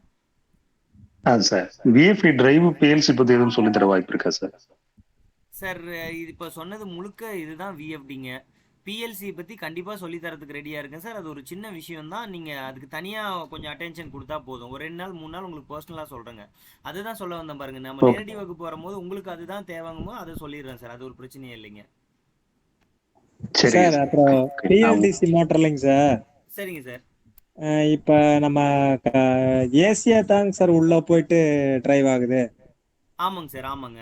Okay okay okay. இல்லை, நானும் என்னோட ஃப்ரெண்டு இதே ஃபீல்டில் இருக்க பேசும்போது அவரு அனுபவம், அவர் என்னங்கிறாரு, நீ சொல்ற மாதிரி இல்லை, உள்ள போய் டிசி ஆகுதுன்னு பேசிட்டு இருந்தா, அதை வெரிஃபை பண்றதுக்கு தான் உங்கள்கிட்ட கேட்கறேன். சார் இங்க பாருங்களேன், ஜஸ்ட் அதோட வேவ்ஃபார்ம் மட்டும் காமிக்கிறேன். அது இடையில நான் இப்ப பேசும்போது கூட சொல்லியிருந்தேன் சார். இண்டக்ஷன் மோட்டரும் பிஎல்டிசி மோட்டரும் ஒரே மாதிரி தாங்க ஃபங்க்ஷன் ஆகும். அதுல ஃப்ரீக்வன்சி மாத்தினாலும் ஸ்பீடை மாத்தலாம், இதுல மாத்தினாலும் மாத்தலாம் அப்படின்னு சொல்லியிருந்தேங்க. ஆனா கன்ஸ்ட்ரக்ஷன் வைஸ் அது ஒரு டிசி மோட்டார். பேசிக்கா அது டிசில இருந்து வந்த ஒரு மோட்டார். அதனுடைய ஃபீல்டுக்கு ஏசி தான் இப்ப கொடுத்துட்டு இருக்கோம், இன்வெர்டர் போட்டு அப்படிங்கறது சொன்னேன். பட் நார்மலான சைன் வேவ் கொடுத்தா ஓடாதுங்க. சரிங்க சார். ட்ரெபிசாய்டல் வேவ்ஃபார்ம் கட்டம் கட்டமா வரும் சார். அதாவது இது 3 பேஸ் தாங்க சார். பேசிக் பண்ண 3 பேஸ் தாங்க. 120 டிகிரி பேஸ் டிஃபரன்ஸ் தான். எல்லாம் அதே தான். ஆனா எப்படி இருக்கும்னா பாருங்க, வேவ்ஃபார்ம் இந்த மாதிரி இருக்கும் சார். ஓ, இது வந்து நீங்க நார்மலா இந்த 3 பேஸ் தானேன்னு சொல்லி ஒரு 3 பேஸ் நார்மல் இண்டக்ஷன் மோட்டர் கொடுத்தீங்கன்னா அந்த மோட்டர் கரகரன்னு ஓடுங்க, சத்தத்தோட ஓடுங்க, ஒழுங்கா ஓடாது. ஆமா, அது மட்டும் இல்லாம நார்மல் மோட்டர் எடுத்துட்டு வந்து இந்த மோட்டர் போட வேண்டிய இடத்துல நீங்க கனெக்ட் பண்ணீங்கன்னா அதான் ரெண்டுக்கும் மேட்ச் ஆகாது. இண்டக்ஷன் மோட்டர் இதுல ஓடும். அப்புறம் இன்னொரு டவுட், இப்படி நம்ம கன்வெர்ட் பண்ணி ஏசி அனுப்பும் போது அது திறன் குறையாது, டார்க்குங்கிறது குறையாதாங்க சார்? கண்டிப்பா குறையாது சார். அதுக்கேத்த பவர் காம்பனன்ட் தானே பயன்படுத்தி இருக்கோம். அந்த மாஸ்ஃபெட்டும் அதுல இருக்க காம்பனன்ட்லாம் அவ்வளவு பவரை டெலிவர் பண்ற அளவுக்கு அந்த இது டிசைன் பண்ணுங்க. ஆமா சார். இப்ப 2 HP 2 டன் ஏசி எல்லாம் ஓடுது இல்லைங்க சார், அதான் கேக்குறேன். அதுக்கேற்றதான் மாஸ்ஃபெட் இதெல்லாம் சுவிட்ச் பவர் மாஸ்ஃபெட்லாம் ரொம்ப அதிகமா போட்டிருப்பாங்க சார். ஐஜிபிடி மாடல் யூஸ் பண்றாங்க. அதெல்லாம் பாத்தீங்கன்னா சாதாரணமா 100-150 ஆம்ஸ் தாங்குங்க. அப்படின்னா இந்த வெசிக்கல் பஸ், 2 வீலர், இது எலக்ட்ரிக் 2 வீலர் பஸ், இதெல்லாம் அதை இது பேஸ் பண்ணி தான் வருதாங்க சார்? சார் கண்டிப்பா இது பேஸ் பண்ணி தாங்க. அந்த கண்ட்ரோலர் தோ நான் காமிச்சிருப்பேன் பாருங்களேன், 2 வீலரோட பிஎல்டிசி அந்த இது எப்படி இருக்குன்னு. இதுக்கு தனியான வீடியோவும் தரேன்னு சொல்லியிருக்கேன் சார். தரேங்க, நான் காமிக்கிறேன் பாருங்க. இப்போ அப் மோட்டார் கண்ட்ரோலர் சார் இந்த மாதிரிங்க. இப்போ இது வந்து பார்த்தீங்கன்னா பார்க்கறது குட்டியாக தான் சார் இருக்கும். இது சாதாரணமாக வந்து பார்த்தீங்கன்னா 500 வாட்ஸ் 1000 வாட்ஸுக்கு தாங்கும். இதிலே எழுதியிருக்கேன் பாருங்க, 350 வாட்ஸுக்கு. இந்த மெட்டல் பாக்ஸுக்குள்ளே ஓப்பன் பண்ணிங்க அப்படின்னா மாஸ்ஃபெட்டு இதெல்லாம் தாங்க போட்டிருக்கும். இதே தான் பஸ்ஸுக்கோ இல்லை மற்றதுக்கோ யூஸ் பண்ணியிருப்பாங்க. ஒருவேளை பிஎல்டிசியில் டிரைவ் ஆகிற மாதிரி இருந்தால் அது பிஎல்டிசிக்கு பதிலாக இண்டக்ஷன் மோட்டர் போட்டு ரன் பண்ணுறாங்க சார். இண்டக்ஷன் மோட்டராக இருந்துச்சுன்னா நார்மல் விஎஃப்டி மாதிரியே இருக்கும். சரிங்க பாருங்க, அந்த பாக்ஸை ஓப்பன் பண்ணால் உள்ளே இது தாங்க இருக்கும். இது நார்மல். சொல்லுங்கள் சார். நார்மல் இண்டக்ஷன் மோட்டர் போட்டா அதுக்கு பேட்டரியில இருந்து அவ்வளவு பவர் கொடுக்க முடியுமாங்க சார்? கண்டிப்பா கொடுக்க முடியும் சார். நார்மல் இண்டக்ஷன் மோட்டர் பேட்டரியில இருந்து இது ஆக்சுவலி இதுவும் எல்லா மோட்டரும் ஒண்ணுதாங்க. இண்டக்ஷன் மோட்டர் என்ன நடக்கும்னு பாத்தீங்கன்னா ஸ்டார்டிங்ல எடுத்த உடனே அதிக கரண்ட் எடுத்துக்கும். அது ஒண்ணுதான் இண்டக்ஷன் மோட்டரோட பிரச்சனை. ஏன்னா எல்லா மோட்டரோட விலை கம்மி, பெர்ஃபார்மன்ஸ் வந்து ஒரு 70% இது கொடுக்குங்க இண்டக்ஷன் மோட்டார். சரிங்க சார். விஷயம் என்னன்னு பாத்தீங்கன்னா இண்டக்ஷன் மோட்டர் சுவிட்ச் போடும் போது ஒரு 2 HP மோட்டர் வந்து பாத்தீங்கன்னா ஒரு 15 HP மோட்டர் என்ன கரண்ட் எடுக்குமோ அந்த கரண்ட் எடுக்கும். அது அந்த பேட்டரியில அவ்வளவு கரண்ட் இது காலி பண்ணிரும் உடனே காலி பண்ணிரும். அது இல்லாம அந்த ஒரு நொடிக்கு அவ்வளவு கரண்ட பேட்டரியில இருந்து கொடுக்கணும்னா அதுக்கேத்த பேட்டரி பெருசா போடணும், இன்வெர்டர் அந்த சுவிட்சிங் டிவைஸ் எல்லாம் பெருசா போடணும், எல்லாத்தையும் நீங்க பெருசுபடுத்தணும். இல்லாட்டி ஓவர்லோட்னு காமிச்சிட்டு நின்று போயிடுங்க. சொல்லுங்க சார் சிவா சார், என்னங்க? சார் எஸ்எம்பிஎஸ் பத்தி சொல்லியிருந்தீங்க ஆ சார். ஆ எஸ்எம்பிஎஸ்ல எனக்கு பவர் ஐசி ஃபெயிலியர் ஆயிடுச்சு, இல்லைன்னா வெடிச்சு போயிடுச்சு, எனக்கு நம்பர் தெரியல. சரிங்க. அதுக்கு பதில் இப்போ வந்து மாடியூல் போட்டு யூஸ் பண்றாங்க. ஆமா. அதுல ட்ரைன் செக்ஷனு, அப்புறம் சோர்ஸ் செக்ஷனு அப்படின்னு சொல்றாங்க. ஆ அது வந்து ஃப்ளைபேக் டிரான்ஸ்ஃபார்மர்ல எந்த இடத்துல சார் வருது அது? சார் இதை பற்றின விளக்கம் வந்துட்டு ஹேண்ட்சிக் சாரை உங்களுக்கு ஒரு கிளாஸ் எடுக்க சொல்லி சொல்கிறேங்க. அவர்கிட்ட ரெக்வஸ்ட் பண்ண கேட்குறேன். அவர் ஓகே அப்படின்னாருனா லைவாக பண்ணி காமிக்க சொல்லி சொல்கிறேன் சார். ஏன்னா அவர் அதில் எக்ஸ்பெக்ட், நான் இன்னும் அந்த கனெக்ஷன் கொடுத்தது இல்லைங்க. என்னால் ஒரு தியரட்டிக்கலாக தான் சொல்ல முடியுமே தவிர அது உங்களுக்கு அந்த அளவுக்கு எஃபெக்டிவாக இருக்காது. பட் ஒரு நார்மல் போர்டை அவர் ஆல்ட்ரு பண்ணி ஃபீட்பேக் எப்படி டியூன் பண்ணுங்கிறதுலாம் ஏற்கனவே கம்ப்ளீட் பண்ணியிருக்காரு சார். நான் அவர்கிட்ட இப்போ ஒரு பர்மிஷன் கேட்டு அது கிளாஸ் அரேஞ்ச் பண்ணி உங்களுக்கு இது பண்ணுறேங்க. சரிங்க சார். ஏன்னா இப்போ வர ஏசி போர்டு எல்லாமே டிரான்ஸ்ஃபார்மர், ஃப்ளைபேக் டிரான்ஸ்ஃபார்மர் மாதிரி போட்டாங்க. ஆமாங்க. எதுவுமே பண்ண முடியல. அது இல்லாமல் ஐசி எஸ்எம்டியா இருக்கு இல்லைங்களா, அது இப்போ ஆமா. வெடிச்சிச்சுன்னா ஒன்று அது என்ன நம்பர்னு கூட கண்டுபிடிக்க முடியல. அதை மீறி நம்ம நம்பர் கண்டுபிடிச்சாலும் மார்க்கெட்டில் ஈஸியாக கிடைக்கிறது இல்லை. கிடைக்க மாட்டேங்குது சார் அது. சார் இப்போ வந்து ஃப்ளைபேக் டிரான்ஸ்ஃபார்மர் போகாதுன்னு சொல்லிட்டீங்க. சப்போஸ் அது போயிடுச்சுனாக்கா அதுக்கு ஆல்டர் எதனா? அதுக்கு ஆல்ட்ரு அந்த ரேட்டிங்கான எஸ்எம்பிஎஸ்ஸை செப்பரேட்டாக நீங்கள் வாங்கி வைக்கிறது தாங்க. சரிங்க அந்த சார். இப்போ டிரான்ஸ்ஃபார்மர் வைன் பண்ணுறதை விட அது என்ன பவரை டெலிவர் பண்ணுதுங்கிறத செக் பண்ணி அந்த பவரை அந்த ஆம்பியருக்கு ஏற்ற மாதிரி எஸ்எம்பிஎஸ் நம்ம வாங்கி மாட்டிக்கிறது தான் பரவாயில்லைங்க. சரிங்க சார். இப்போ இன்னொரு doubt sir. Shunt resistant use பண்றாங்கல்ல சார், ஆ கரண்ட் ஷிஃப்டிங்காக. ஆ அது வந்து எந்த வாட்ல இருந்து சார் இருக்கும், எத்தனை ஓம் சார் இருக்கும் அது? அதாவது நீங்கள் உங்களுடைய இதை பொறுத்தது சார். இப்போ ப்ளீடர், இப்போ இந்த கெப்பாசிட்டர் 300 வோல்ட் கெப்பாசிட்டர் அப்படியே வோல்டேஜ் நிறுத்தி வைக்காமல் ஜீரோ பண்ணுறதுக்கு வைக்கிறாங்க அப்படின்னு பார்த்தீங்கன்னா குறைஞ்சது அது வந்து 150 கிலோவுக்கு மேலே தாங்க இருக்கும். ஏன் அப்படின்னா அத்தனை வோல்டேஜை நீங்கள் தாங்கணும். 300 வோல்ட் 400 வோல்ட்டில் அந்த ரெசிஸ்டர் வந்து தாங்கணும்னா 150 கேக்கு மேலே தாங்க இருக்கும். இது அசம்ஷனில் நான் அங்கே போர்டில் பார்த்து சொல்கிறது. அது ஒன்று.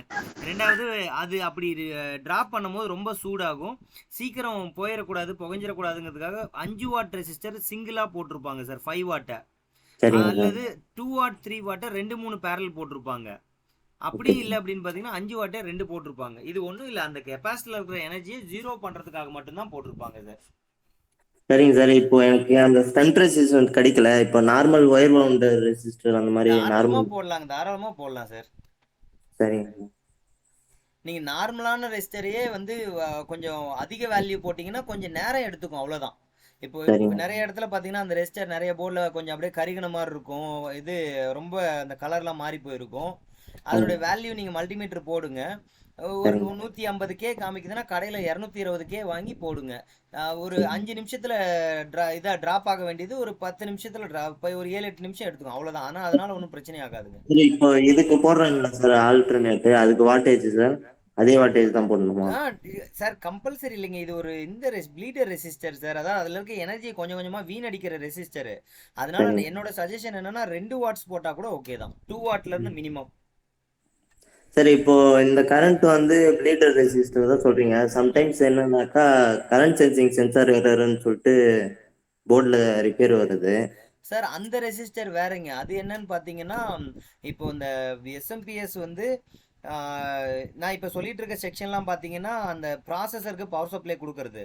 அதை தாண்டி இந்த 350 வோல்ட் என்ன பண்ணியிருப்பாங்கன்னா ஐஜிபிடி மாடலுக்கு போய் அதுலேருந்து மோட்டருக்கு போகும். அந்த பவர் யூனிட் உங்களுக்கு தெரியும், அந்த சிப் மாதிரி இல்லைங்களா, அதுக்கு. ஆமாம். அது என்ன ஆகும்னா அது ஷார்ட் ஆகிடுச்சு அப்படின்னா இமீடியட்டாக வந்து சர்க்கியூட்டை நிறுத்துறதுக்காக ப்ரொடெக்ஷனுக்காக அந்த ஓம் பார்த்தீங்கன்னா 0.01 ஓமு 0.003 ஓமில் ரெசிஸ்டர் போட்டிருப்பாங்க. சில டைம் அது மெட்டல் மாதிரியும் இருக்குங்க, காப்பர் மாதிரி இருக்கும். அதுக்கு வேல்யூ அதுவே தான் போடணுங்க. அது மாற்றி போட்டிங்கன்னா அந்த ஃபங்க்ஷன் நடக்காமல் போயிடும். நான் சொல்றது உங்களுக்கு புரிஞ்சிருக்கும்னு நினைக்கிறேன். அந்த ரெசிஸ்டர் நீங்க பாத்துருக்கீங்க, தெரியுது இல்லைங்களா எதை சொல்றேன்ட்டு? இல்ல சார், எனக்கு நான் இப்பதான் சார் அதை பத்தி கத்துன்னு இருக்கேன், அதனாலதான் சார் கேட்டுன்னு இருக்கேன். அதாவது அந்த கரண்ட் சென்ஸ் ரெசிஸ்டருக்கு என்ன வேல்யூ போட்டிருக்காங்களோ அதே வேல்யூ அதே வாட்டேஜ் தாங்க போடணும். சரிங்க சார். சார் இப்போ எஸ்எம்டி ரெசிஸ்டர்ல 0ன்னு போட்டு ஒரு ரெசிஸ்டர் வருது இல்லைங்க சார், அது ஃபியூஸ் மாதிரி யூஸ் பண்ணலாமா? அது பண்ணலாங்க. அதுக்கு தான் கொடுத்துருக்காங்க. அதாவது இது பிசிபி டிசைன் பண்ணும் போது அந்த இடத்துல ட்ராக் ஒரு இடத்துல இருந்து இன்னொரு இடத்துக்கு தாண்டறதுக்காக அங்க ரெசிஸ்டர் 0 ஓம் போட்டிருப்பாங்க. அதுக்கு அடியில பாத்தீங்கன்னா ஒரு ட்ராக் போகும். சரிங்க சார். இப்போ மாதிரி தான். இப்போ ஃபியூசபிள் ரெசிஸ்டர் கொடுத்துருக்காங்க இல்லைங்க சார், ஃபியூசபிள் அது எத்தனை வாட்டேஜ் சார் இருக்கலாம், எத்தனை ஓம் சார் போடணும்? அப்படி சொல்ல முடியாது சார். நீங்கள் ஏதாவது நான் கால்குலேஷன் வேணால் உங்களுக்கு ஒர்க் அவுட் பண்ணி காமிக்கிறேங்க. ஏற்கனவே ரெஜிஸ்டர் இதுவும் கால்குலேட் பண்ணி காமிச்சிருக்கேன் சார். சரிங்க.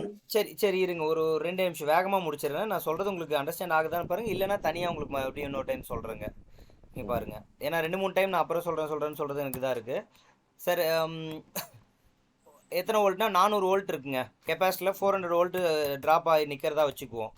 400 வோல்ட்டை இப்போ நான் வந்து ட்ராப் பண்ணி அந்த ப்ளீடர் ரெசிஸ்டர் பற்றி பேசிட்டு இருக்கேன், அதை ட்ராப் பண்ணணும்னு வச்சுக்கோங்க. சரிங்க. ஸோ இப்போ இதை ட்ராப் பண்ணுறதுக்கு எனக்கு என்ன அப்படின்னு பார்த்தீங்கன்னா, இதான் ஃபார்முலா. என்னென்னா வந்துட்டு I = V/R, I = V/Rங்க. இந்த ஒரே நிமிஷம் சார்.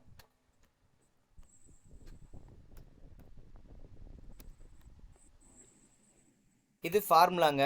இதில் வந்து பார்த்தீங்கன்னா V வந்து 400 வோல்ட்டு சார். நான் இது ரெசிஸ்டர் வந்து நமக்கு தெரியாது, அதனால் /Rனே வச்சுக்கிறேன். I வந்து நம்ம முடிவு பண்ணுறது தான். I வந்து அதிகமாக இருந்துச்சுன்னா சீக்கிரமாக ட்ராப் ஆகிடும். I வந்து கம்மியாக இருந்துச்சுன்னா மெதுவாக ட்ராப் ஆகும். ஆனால் I வேல்யூ, கரண்ட் வேல்யூ அதிகம் எடுத்துக்கிற மாதிரி ரெசிஸ்டர் வாங்கினீங்கன்னா வாட்டேஜ் அதிகமாக போடணும். அதனால் நான் என்ன பண்ணுறேன் அப்படின்னா, ஒரு 100 மில்லி ஆம்பியர் மட்டும் ட்ராப் ஆகிற மாதிரி ஒரு ரெசிஸ்டரை வாங்கிக்கிறேன் சார். அதாவது 0.1 ஆம்ஸ் மட்டும் ட்ராப் ஆகணும் அப்படின்னு முடிவெடுத்து அதுக்கேற்ற ரெசிஸ்டரை கணக்கு போடுறேன்.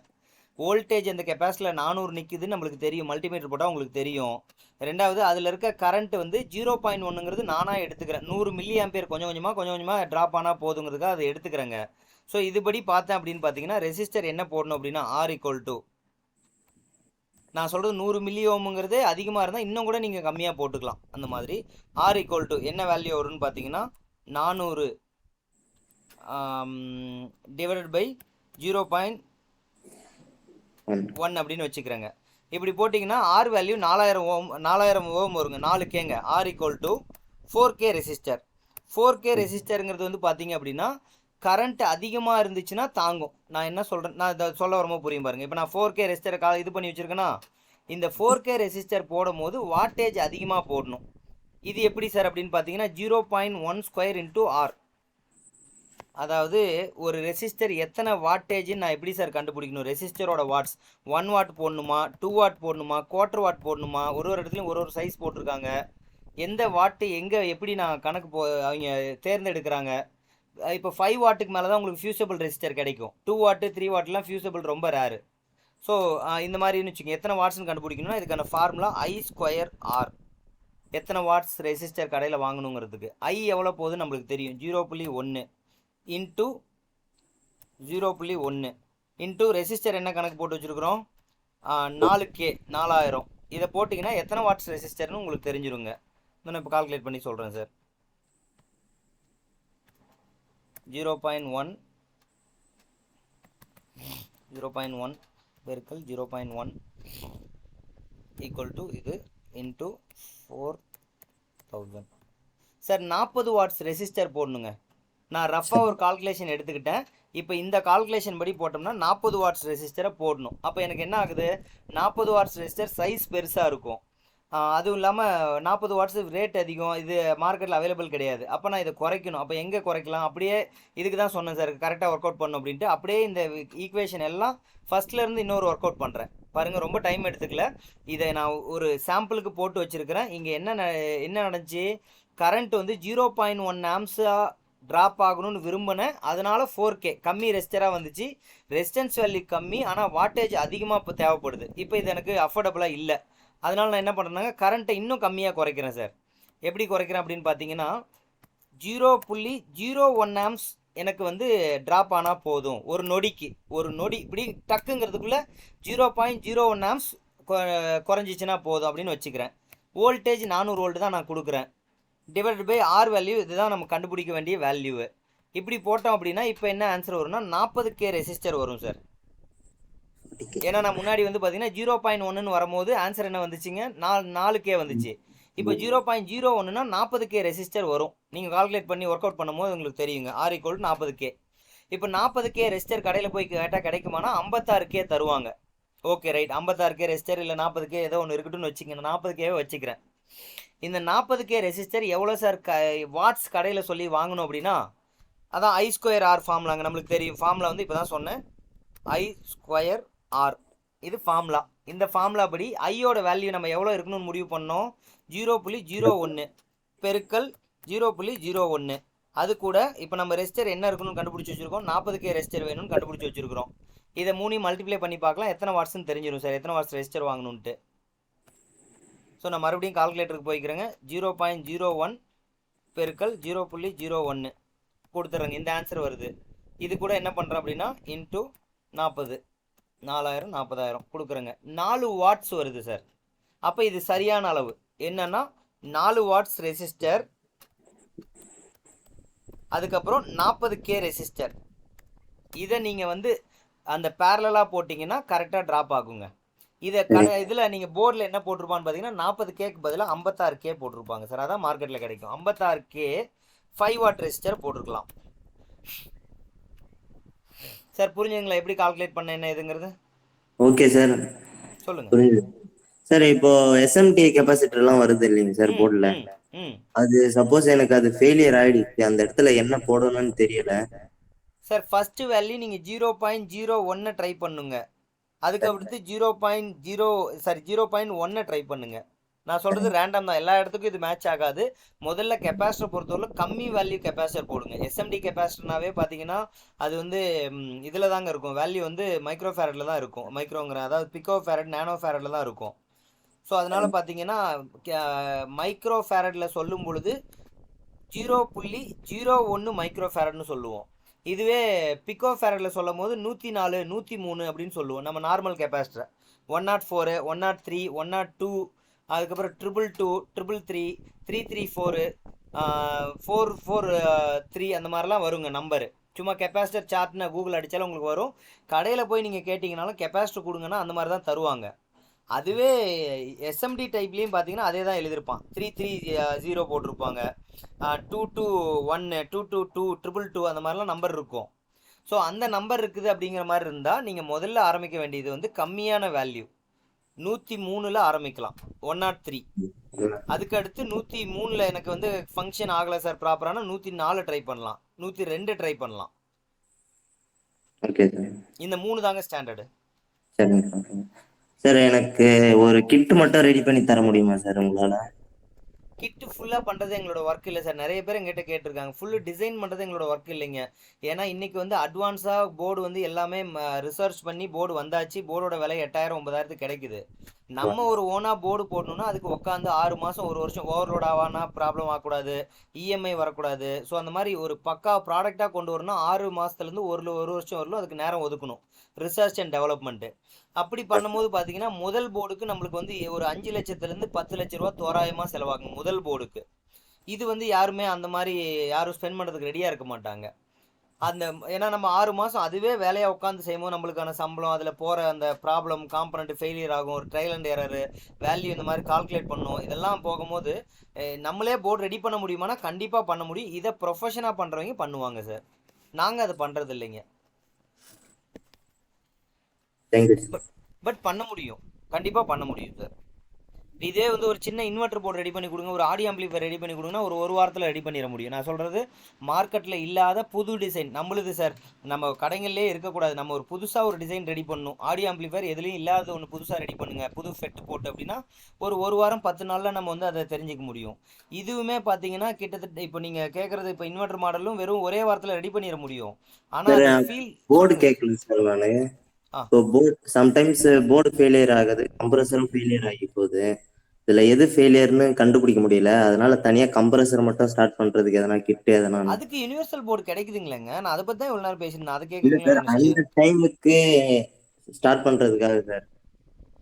போர்டுமே கையில இல்லைன்னா என்ன பண்றதுன்னு கேக்குறீங்களா? வெறும் கம்ப்ரஸருக்கு மட்டுமே UVW கம்ப்ரஸருக்கு மட்டுமே நாங்க லைன் கொடுத்து வெறும் கம்ப்ரஸர் மட்டும் ஆன் பண்ணி செக் பண்றதுக்காக. ஆனா அந்த மாதிரி இருக்கும்போது வேற பிராண்ட் கம்ப்ரஸர் வேற ஸ்பீட்ல ஓடும் இல்லையா? உங்களுக்கு அது தெரியும்னு நினைக்கிறேன் ஃபீல்ட்ல. இப்போ ஒரு யுனிவர்சல் போர்டே போட்டாலும் அது ஃபுல் ஸ்பீடுக்கு அச்சீவ் ஆகாது, கொஞ்சம் ஸ்லோவா ஓடும். அந்த மாதிரிலாம் இருக்கும். பரவாயில்லைங்களா? நம்மளுக்கு அந்த இடத்துல வந்து கம்ப்ரஸர் கரெக்டா இருக்குதா அப்படின்னு சொல்லிட்டு செக் பண்றதுக்காக தான் சார். நான் இதுக்கு பாசிட்டிவான ரிப்ளை உங்களுக்கு சொல்றேங்க. இதுக்கு வந்து சாதாரணமா 3 ஃபேஸ் இன்வெர்டரையே கொஞ்சம் ஆல்ட்ரு பண்ணோம்னா அந்த மாதிரி செக் பண்ண முடியுங்க. நம்ம BLDC மோட்டருக்கு நிறைய போர்டு மார்க்கெட்ல அவைலபிள், அதுல ஏதாவது ஒன்று போட்டு மேட்ச் பண்ண முடியும். நான் இதுக்கு பாசிட்டிவான ரிப்ளை திரும்ப எனக்கு ஞாபகப்படுத்துங்க, நான் சொல்றேங்க. உங்க ரெக்குயர்மெண்ட் எனக்கு புரிஞ்சது. இன்டோர் போர்டு, இந்த சென்சார், ரிமோட்டு அதெல்லாம் விட்டுட்டு எல்லா டைமும் எடுத்துன்னு போக முடியாது கஸ்டமர் வீட்டுக்கும். கண்டிப்பா அதனால ஒரே ஒரு கிட் மட்டும் இருந்ததுன்னா வெறும் தனியா கம்ப்ரஸர் நீங்க மட்டும் ஸ்டார்ட் பண்ணிட்டு. இன்புட் 230 கொடுத்தீங்கன்னா அது கம்ப்ரஸர் சொல்லணும்னா கம்ப்ரஸர் ஓடுதா, கம்ப்ரஸர் நல்லா இருக்கா அப்படின்னு தெரிஞ்சுக்கணும். ஆமாங்க சார். சரிங்க, அது பாசிபிள். நான் சொல்றேங்க பாசிட்டிவா.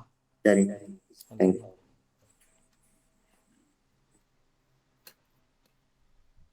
சார் வேற ஏதாவது டவுட்ங்க யாராவதுங்க? சார் சார் சொல்லுங்க சார், பாபு சார். சார் இப்போ நம்ம இந்த எஸ்எம்பிஎஸ் போட்டோம்ல சார், இப்போ வந்து இதுக்கு வந்து சேஃப்டி ப்ரிகாஷன் போடல சார், ஷார்ட் சர்க்யூட் எல்லாம் இப்ப பார்த்த எஸ்எம்பிஎஸ்க்கு.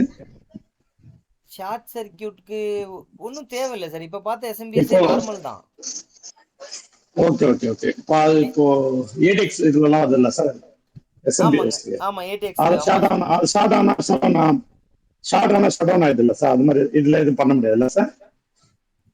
இல்லை சார், இதுவுமே ஷார்ட் ஆனால் ஷட் டவுன் ஆகிடுங்க. ஷார்ட் ஆனால் என்ன நடக்கும்னு யோசிச்சு பாருங்க சார். இந்த காயில் அந்த ஐசிக்கு போகிற சப்ளை நின்று போயிடும் இல்லைங்களா? அவுட்புட்டை ஷார்ட் பண்ணிங்கன்னா அந்த ஹை ஃப்ரீக்வன்சி ட்ரான்ஸ்ஃபார்மர் வேலை செய்யாமல் நின்று போயிடும். நின்று போயிடுச்சுன்னா இதுவுமே ஷட் டவுன் ஆகிடும் சார். அதுக்காக தனியாலாம் பெருசாக கொடுத்துருக்க மாட்டாங்க, ப்ரொடெக்ஷன் இருக்கும் வேறு. இப்போ ஏடிஎக்ஸ் போர்ட்லேயோ இல்லை மற்ற நார்மலாக நீங்கள் லேப்டாப் அடாப்டர் வாங்குறீங்கன்னு வச்சுக்கோங்களேன், ஃபோன் அடாப்டர் இருக்குன்னா அதனுடைய அவுட்புட்டை நீங்கள் ஷார்ட் பண்ணாலும் உடனே எஸ்எம்பிஎஸ் ஆஃப் ஆகிடுங்க. மறுபடியும் எடுத்தீங்கன்னா கை எடுத்தீங்கன்னா ஆன் ஆகிடும் சார். Okay okay sir. என்ன நான் இதுல சார் இப்போ சொல்லாதது பாத்தீங்கன்னா அந்த ஸ்டார்டிங் கரண்ட் லிமிட் பண்ற அந்த பிடிசி என்டிசி மட்டும் இதுல இன்க்ளூட் பண்ணாம இருக்கு, மீதி எல்லாம் அதேதாங்க. Okay okay sir. Okay sir. Yes sir. Sir அந்த ஸ்னப்பர் சர்க்யூட்டை பத்தி கொஞ்சம் எக்ஸ்பிளைன் பண்ணுங்க சார். என்னங்க சார், எதை வச்சுங்க? அந்த ஸ்னப்பர் சர்க்யூட் சொல்லிருக்கீங்களா அந்த எஸ்எம்பிஎஸ்ல? ஆமாங்க சார், ஸ்னப்பர் ஒன்றும் இல்லை சார். அந்த காயிலில் வர்ற வோல்டேஜை ஏதாவது எக்ஸஸாக இருக்கிறத அந்த காயிலுக்கு ஸ்ட்ரெஸ் இல்லாமல் இருக்கிறதுக்காக நீங்கள் பாருங்களேன், இந்த ஸ்னப்பர் எது கூட இருக்குன்னு பாருங்களேன். அந்த காயிலுக்கு அப்படியே பேரலாக இருக்குது, இந்த பிரைமரி காயிலுக்கு பேரலாக இருக்குங்க. Okay sir. இப்போ இது என்ன பண்ணுது பாருங்க, இந்த காயில்ல இருந்து ஏதாவது இப்போ நம்ம மேல் இதுக்கு லைன் அனுப்புறோங்க, அதாவது சப்ளை கொடுக்குறோங்க. கரண்ட் ஃப்ளோ எப்படி இருக்கணும்னா கரண்ட் ஃப்ளோ இந்த வழியா இருக்கணும் சார், கரெக்டுங்களா? அப்போ பாசிட்டிவ் இங்கே என்ட்ரு ஆகுங்க. ஒருவேளை நம்ம ஏற்கனவே அதாவது அந்த இதில் பார்த்த மாதிரி டிரான்ஸ்ஃபார்மரில் பார்த்த மாதிரி இது ரிவர்ஸில் கரண்ட்டை ப்ரொடியூஸ் பண்ணிச்சுன்னா பாசிட்டிவ் இந்த டைரக்ஷனாக வருங்க, நெகட்டிவ் இந்த டைரக்ஷனாக வருங்க. ஸோ அப்படி ஏதாவது நடக்கும் போது என்ன ஆகும் அப்படின்னு பார்த்தீங்கன்னா இந்த டயோடு வழியாக போய் இந்த கெப்பாசிட்டரில் அந்த எனர்ஜி ஸ்டோர் ஆகிடும். நான் சொல்கிறது நார்மலாக போகும்போது எதுவுமே பிரச்சனை இல்லை சார். இன்கேஸ் ஏதாவது இந்த மாதிரி இப்போது இந்த ஷார்ட் சர்க்யூட் ஆகும் போதோ இல்லை இந்த சாஃப்ட் சுவிட்சிங் மாஸ்ஃபெட் ரொம்ப வேகமாக நடக்கும் போதோ என்ன ஆகும்னு பார்த்தீங்கன்னா கொஞ்சம் எனர்ஜி ஆப்போசிட்டில் க்ரியேட் ஆகும். யாருக்குன்னா இந்த T1க்கு. ஸோ இந்த T1 என்ன பண்ணும் அப்படின்னு பார்த்தீங்கன்னா இந்த டயோடு வழியாக அந்த எனர்ஜியை கொண்டு போய் இந்த கெப்பாசிட்டர் கூட சேர்த்திருங்க. இந்த கெப்பாசிட்டரில் சேர்த்த எனர்ஜி எங்கே சார் போகும்னு பார்த்தீங்கன்னா இந்த ரெசிஸ்டர் வழியாகவே ட்ராப்பும் ஆகிடும் சார். இது ஒரு வேலைங்க, ஃபஸ்ட்டு விஷயம் சார். அதுக்கப்புறம் பார்த்தீங்கன்னா ஆரம்பத்தில் வெரி ஃபஸ்ட்டு இது எப்படிங்க ஸ்டார்ட் ஆகும் அப்படின்னு யோசிச்சு பாருங்களேன். இங்கே பாருங்கள், ஃபஸ்ட்டு பார்த்தீங்கன்னா இந்த ஐசிக்கான பாசிட்டிவ், இங்கே இந்த ஐசி வேலை செய்யணும்னா இங்கே 12 வோல்ட் வந்திருக்கணும், விடிடிக்கு 12 வோல்ட் வந்திருக்கணும். இந்த 12 வோல்ட் எப்போ வரும்னா இந்த டிரான்ஸ்ஃபார்மர் வேலை செஞ்சாதான் அது இன்டியூஸ் ஆகி தூண்டுதல் பேரில் 12 வோல்ட் வரும். அப்போ மொதல் இந்த ஐசி ஆஃபில் தான் இருக்கும். ஆஃபில் இருந்தால் இந்த தூண்டுதலே டிரான்ஸ்ஃபார்மரே வேலை செய்யாது சார். டிரான்ஸ்ஃபார்மர் வேலை செஞ்சால் தான் ஐசிக்கு சப்ளை வரும், ஐசி வேலை செஞ்சால் தான் டிரான்ஸ்ஃபார்மருக்கு சப்ளை போகும். ஒன்றுக்கு ஒன்று ரெண்டும் சார்ந்தது. அது நின்று போனால் இது நின்று போயிடும், இது நின்று போனால் அது நின்று போயிடுங்கிற மாதிரி ஸ்டார்டிங்கில் என்ன நடக்குதுன்னு பாருங்களேன் சார். நான் ஸ்டார்டிங்கில் பாசிட்டிவாக இப்படி கொடுக்குறேன் சார். இப்படி பாசிட்டிவை கொடுக்கும்போது அது என்ன நடக்கும் அப்படின்னு பார்த்தீங்கன்னா இந்த வழியாகவே இப்படி போயிட்டு இந்த இடத்துல ஒரு க்ளோஸ்டு சர்க்யூட்டை மேக் பண்ணுங்க. ரெசனன்ஸ் கண்டிஷன் சொல்லி சொன்னேன். இந்த இடத்துல ஒரு க்ளோஸ்டு சர்க்யூட்டை உருவாக்கும். ஒரு நொடி பொழுது மட்டும் தொடர்ந்து இது இருக்காது. அந்த நேரத்தில் பார்த்தீங்கன்னா இதில் லைட்டாக வோல்டேஜ் இன்டியூஸ் ஆகும். இதில் இன்டியூஸ் ஆன உடனே இது பிக்கப் ஆகி கண்டினியூஸாக இதுக்கு தேவையான 12 வோல்ட் கிடச்சிக்கிட்டே இருக்கும். இது ஒரு ஃபங்க்ஷன் நடக்குங்க அந்த ஸ்னப்பருக்கு. இது ஒரு வேலை. ரெண்டாவது வேலை என்னன்னு பார்த்தீங்கன்னா இதெல்லாம் எடுத்துகிட்டு நான் முன்னாடி சொன்ன மாதிரி இதை மட்டும் தனியாக பாருங்கள். இந்த காயிலை சேஃப்டி பண்ணுறதுக்காக பயன்படும். காயிலிருந்து வரக்கூடிய ரிவர்ஸ் சப்ளைவை வாங்கி இந்த டயோடில் கொண்டு போய் விட்டுரும். இந்த டயோட்லேருந்து வர்ற எனர்ஜியை கொண்டு போய் கெப்பாசிட்டரில் விட்டுரும். கெப்பாசிட்டரில் ஸ்டோர் ஆன எனர்ஜி இந்த ரெசிஸ்டர் ட்ராப் பண்ணிக்கிட்டே இருக்கும். அவ்வளோதான் சார். இதுக்கு பேர் தாங்க ஸ்னப்பர். Okay sir, thank you. இது இருந்துச்சுன்னா அந்த காயிலுக்கு ஒரு அழுத்தம் குறையும். காயிலுக்கான அந்த எக்ஸ்ட்ரா தேவையில்லாத எனர்ஜி காயிலே வச்சுட்டு இருக்க தேவையில்லை. காயிலுக்கு ஒரு ரிலீஃப் மாதிரி வேலை செய்யுங்க. Okay sir. சரி. சார் இப்போ இந்த work bench setup minimum equipment என்னென்னலாம் தேவைப்படும்னு சொல்லுங்க. சார் சொல்கிறேன்னு சொல்லியிருக்கேன் சார். எனக்கு இன்னும் ஒரு நாள் மட்டும் டைம் கொடுங்க sir. Most probably website ready ஆயிடுச்சுங்க. எனக்கு நேற்று இன்னைக்கு டெமோ காமிச்சிட்டாங்க. ஒரு வேளை நான் நெக்ஸ்ட் வீக்கில் லான்ச் பண்ணோம்னா அதில் அந்த பேக்கேஜ் மாதிரியே போட்டு உங்களுக்கு அது சொல்கிறேங்க. அதை என்ன சொல்ல வரேன்னா, அதுக்காக ப்ரிப்பேர் பண்ணுற கண்டென்ட்டை உங்களுக்கு அதை சொல்லிடுறேன்னு சொல்ல வரேன் சார். நாங்கள் அந்த ஒர்க் பெஞ்சுக்கு என்னென்ன தேவை, எப்படி ஒரு பேசிக் டூல் என்னங்கிறது ஒரு பேக்கேஜாக இவ்வளோ இருக்கும் அப்படிங்கிற மாதிரிலாம் ப்ரொமோட் பண்ணலான்னு இருக்கோம். அதில் என்னென்ன நாங்கள் இன்க்ளூட் பண்ணுறோங்கிறத உங்களுக்கு தகவலாக சொல்கிறேன் சார். நீங்கள் அதை செப்பரேட்டாக கூட பை பண்ணிக்கலாம். Thank you sir. Thank you sir. சொல்லுங்க சார். பாபு சார். சார் ஒண்ணு சார், இப்போ இந்த எஸ்எம்பிஎஸ் வந்து இன்வெர்டர் இன்னும் டீப்பா பார்த்தோம்னா தனி செப்பரேட் கிளாஸ் இருக்கா சார்? எதுனா ஐடியா இருக்கா சார்? டீப்பா இந்த மாதிரி செஷனா இல்லாம நான் தனியா வந்துட்டு வீடியோவை எடுத்து உங்களுக்கு அனுப்புவேங்க. Okay okay sir. Okay okay. இந்த மாதிரி என்ன ப்ராக்டிகல் என்ன பண்ற மாதிரி ஒரு ஐடியா இருக்கா சார்? எப்படிங்க சார்? கேட்கல சார். ப்ராக்டிகலா நம்மளே நீங்க ப்ராக்டிகலா அதுதாங்க. நம்ம இப்போ நீங்க வெள்ளூர் பக்கத்துல நான் வரும்போது 2 நாள் அது உங்களுக்கு இன்ட்ரெஸ்ட்னா அதை ரிலேட்டடாவே ப்ராக்டிகலா நம்ம வந்து பார்க்க போறோம் சார். இந்த செஷனுடைய எண்டு வந்து இன்னும் 2 நாள் டைரக்ட் கிளாஸ் இருக்கு. அப்போ பாத்துறலாம் சார். Okay okay sir. ஏன்னா இது 2 பத்தி தான் ரொம்ப டீப்பா போலாம்னு ஒரு ஐடியா இருக்கு. அதனால தான் சார். கண்டிப்பா. அதனால தான் ஸ்பெசிஃபிக்கா யாருக்கு எது வேணுமோ அதை பத்தி மட்டும் சொல்லலான்ட்டுங்க. இதுதான் சார் அடுத்த ட்ரெண்டே. அதாவது AC to DC, DC to AC தான் இனிமே எல்லாத்துலயும் இருக்க போகுது. காமனா இதுதான் இருக்கும். இதை வச்சுதான் எல்லா வேலையும் நடக்குங்க. கண்டிப்பா சார். அதனால தான் செஞ்சுக்கலாம். வேற ஒன்று. Thank you sir. சார் இப்போ என்கிட்ட டவுட் கேட்டிங்களே சார். ஐ திங்க் பர்குனன் இதில் எழுதிருக்குதுங்க. எனக்கு இதில் உங்கள் நேம் ரிஜிஸ்டர் பண்ணிட்டீங்களா சார்? ஃபார்மில் உங்கள் நம்பர் என்ட்ரி பண்ணிட்டீங்களா? பண்ணிட்டேன் சார். Okay sir. பார்த்துக்கோங்க. சரிங்க சார். நெக்ஸ்ட் செஷன்லேருந்து லீவ் ஆகுறேன் sir. Thank you sir. Thank you all sir. Thank you sir.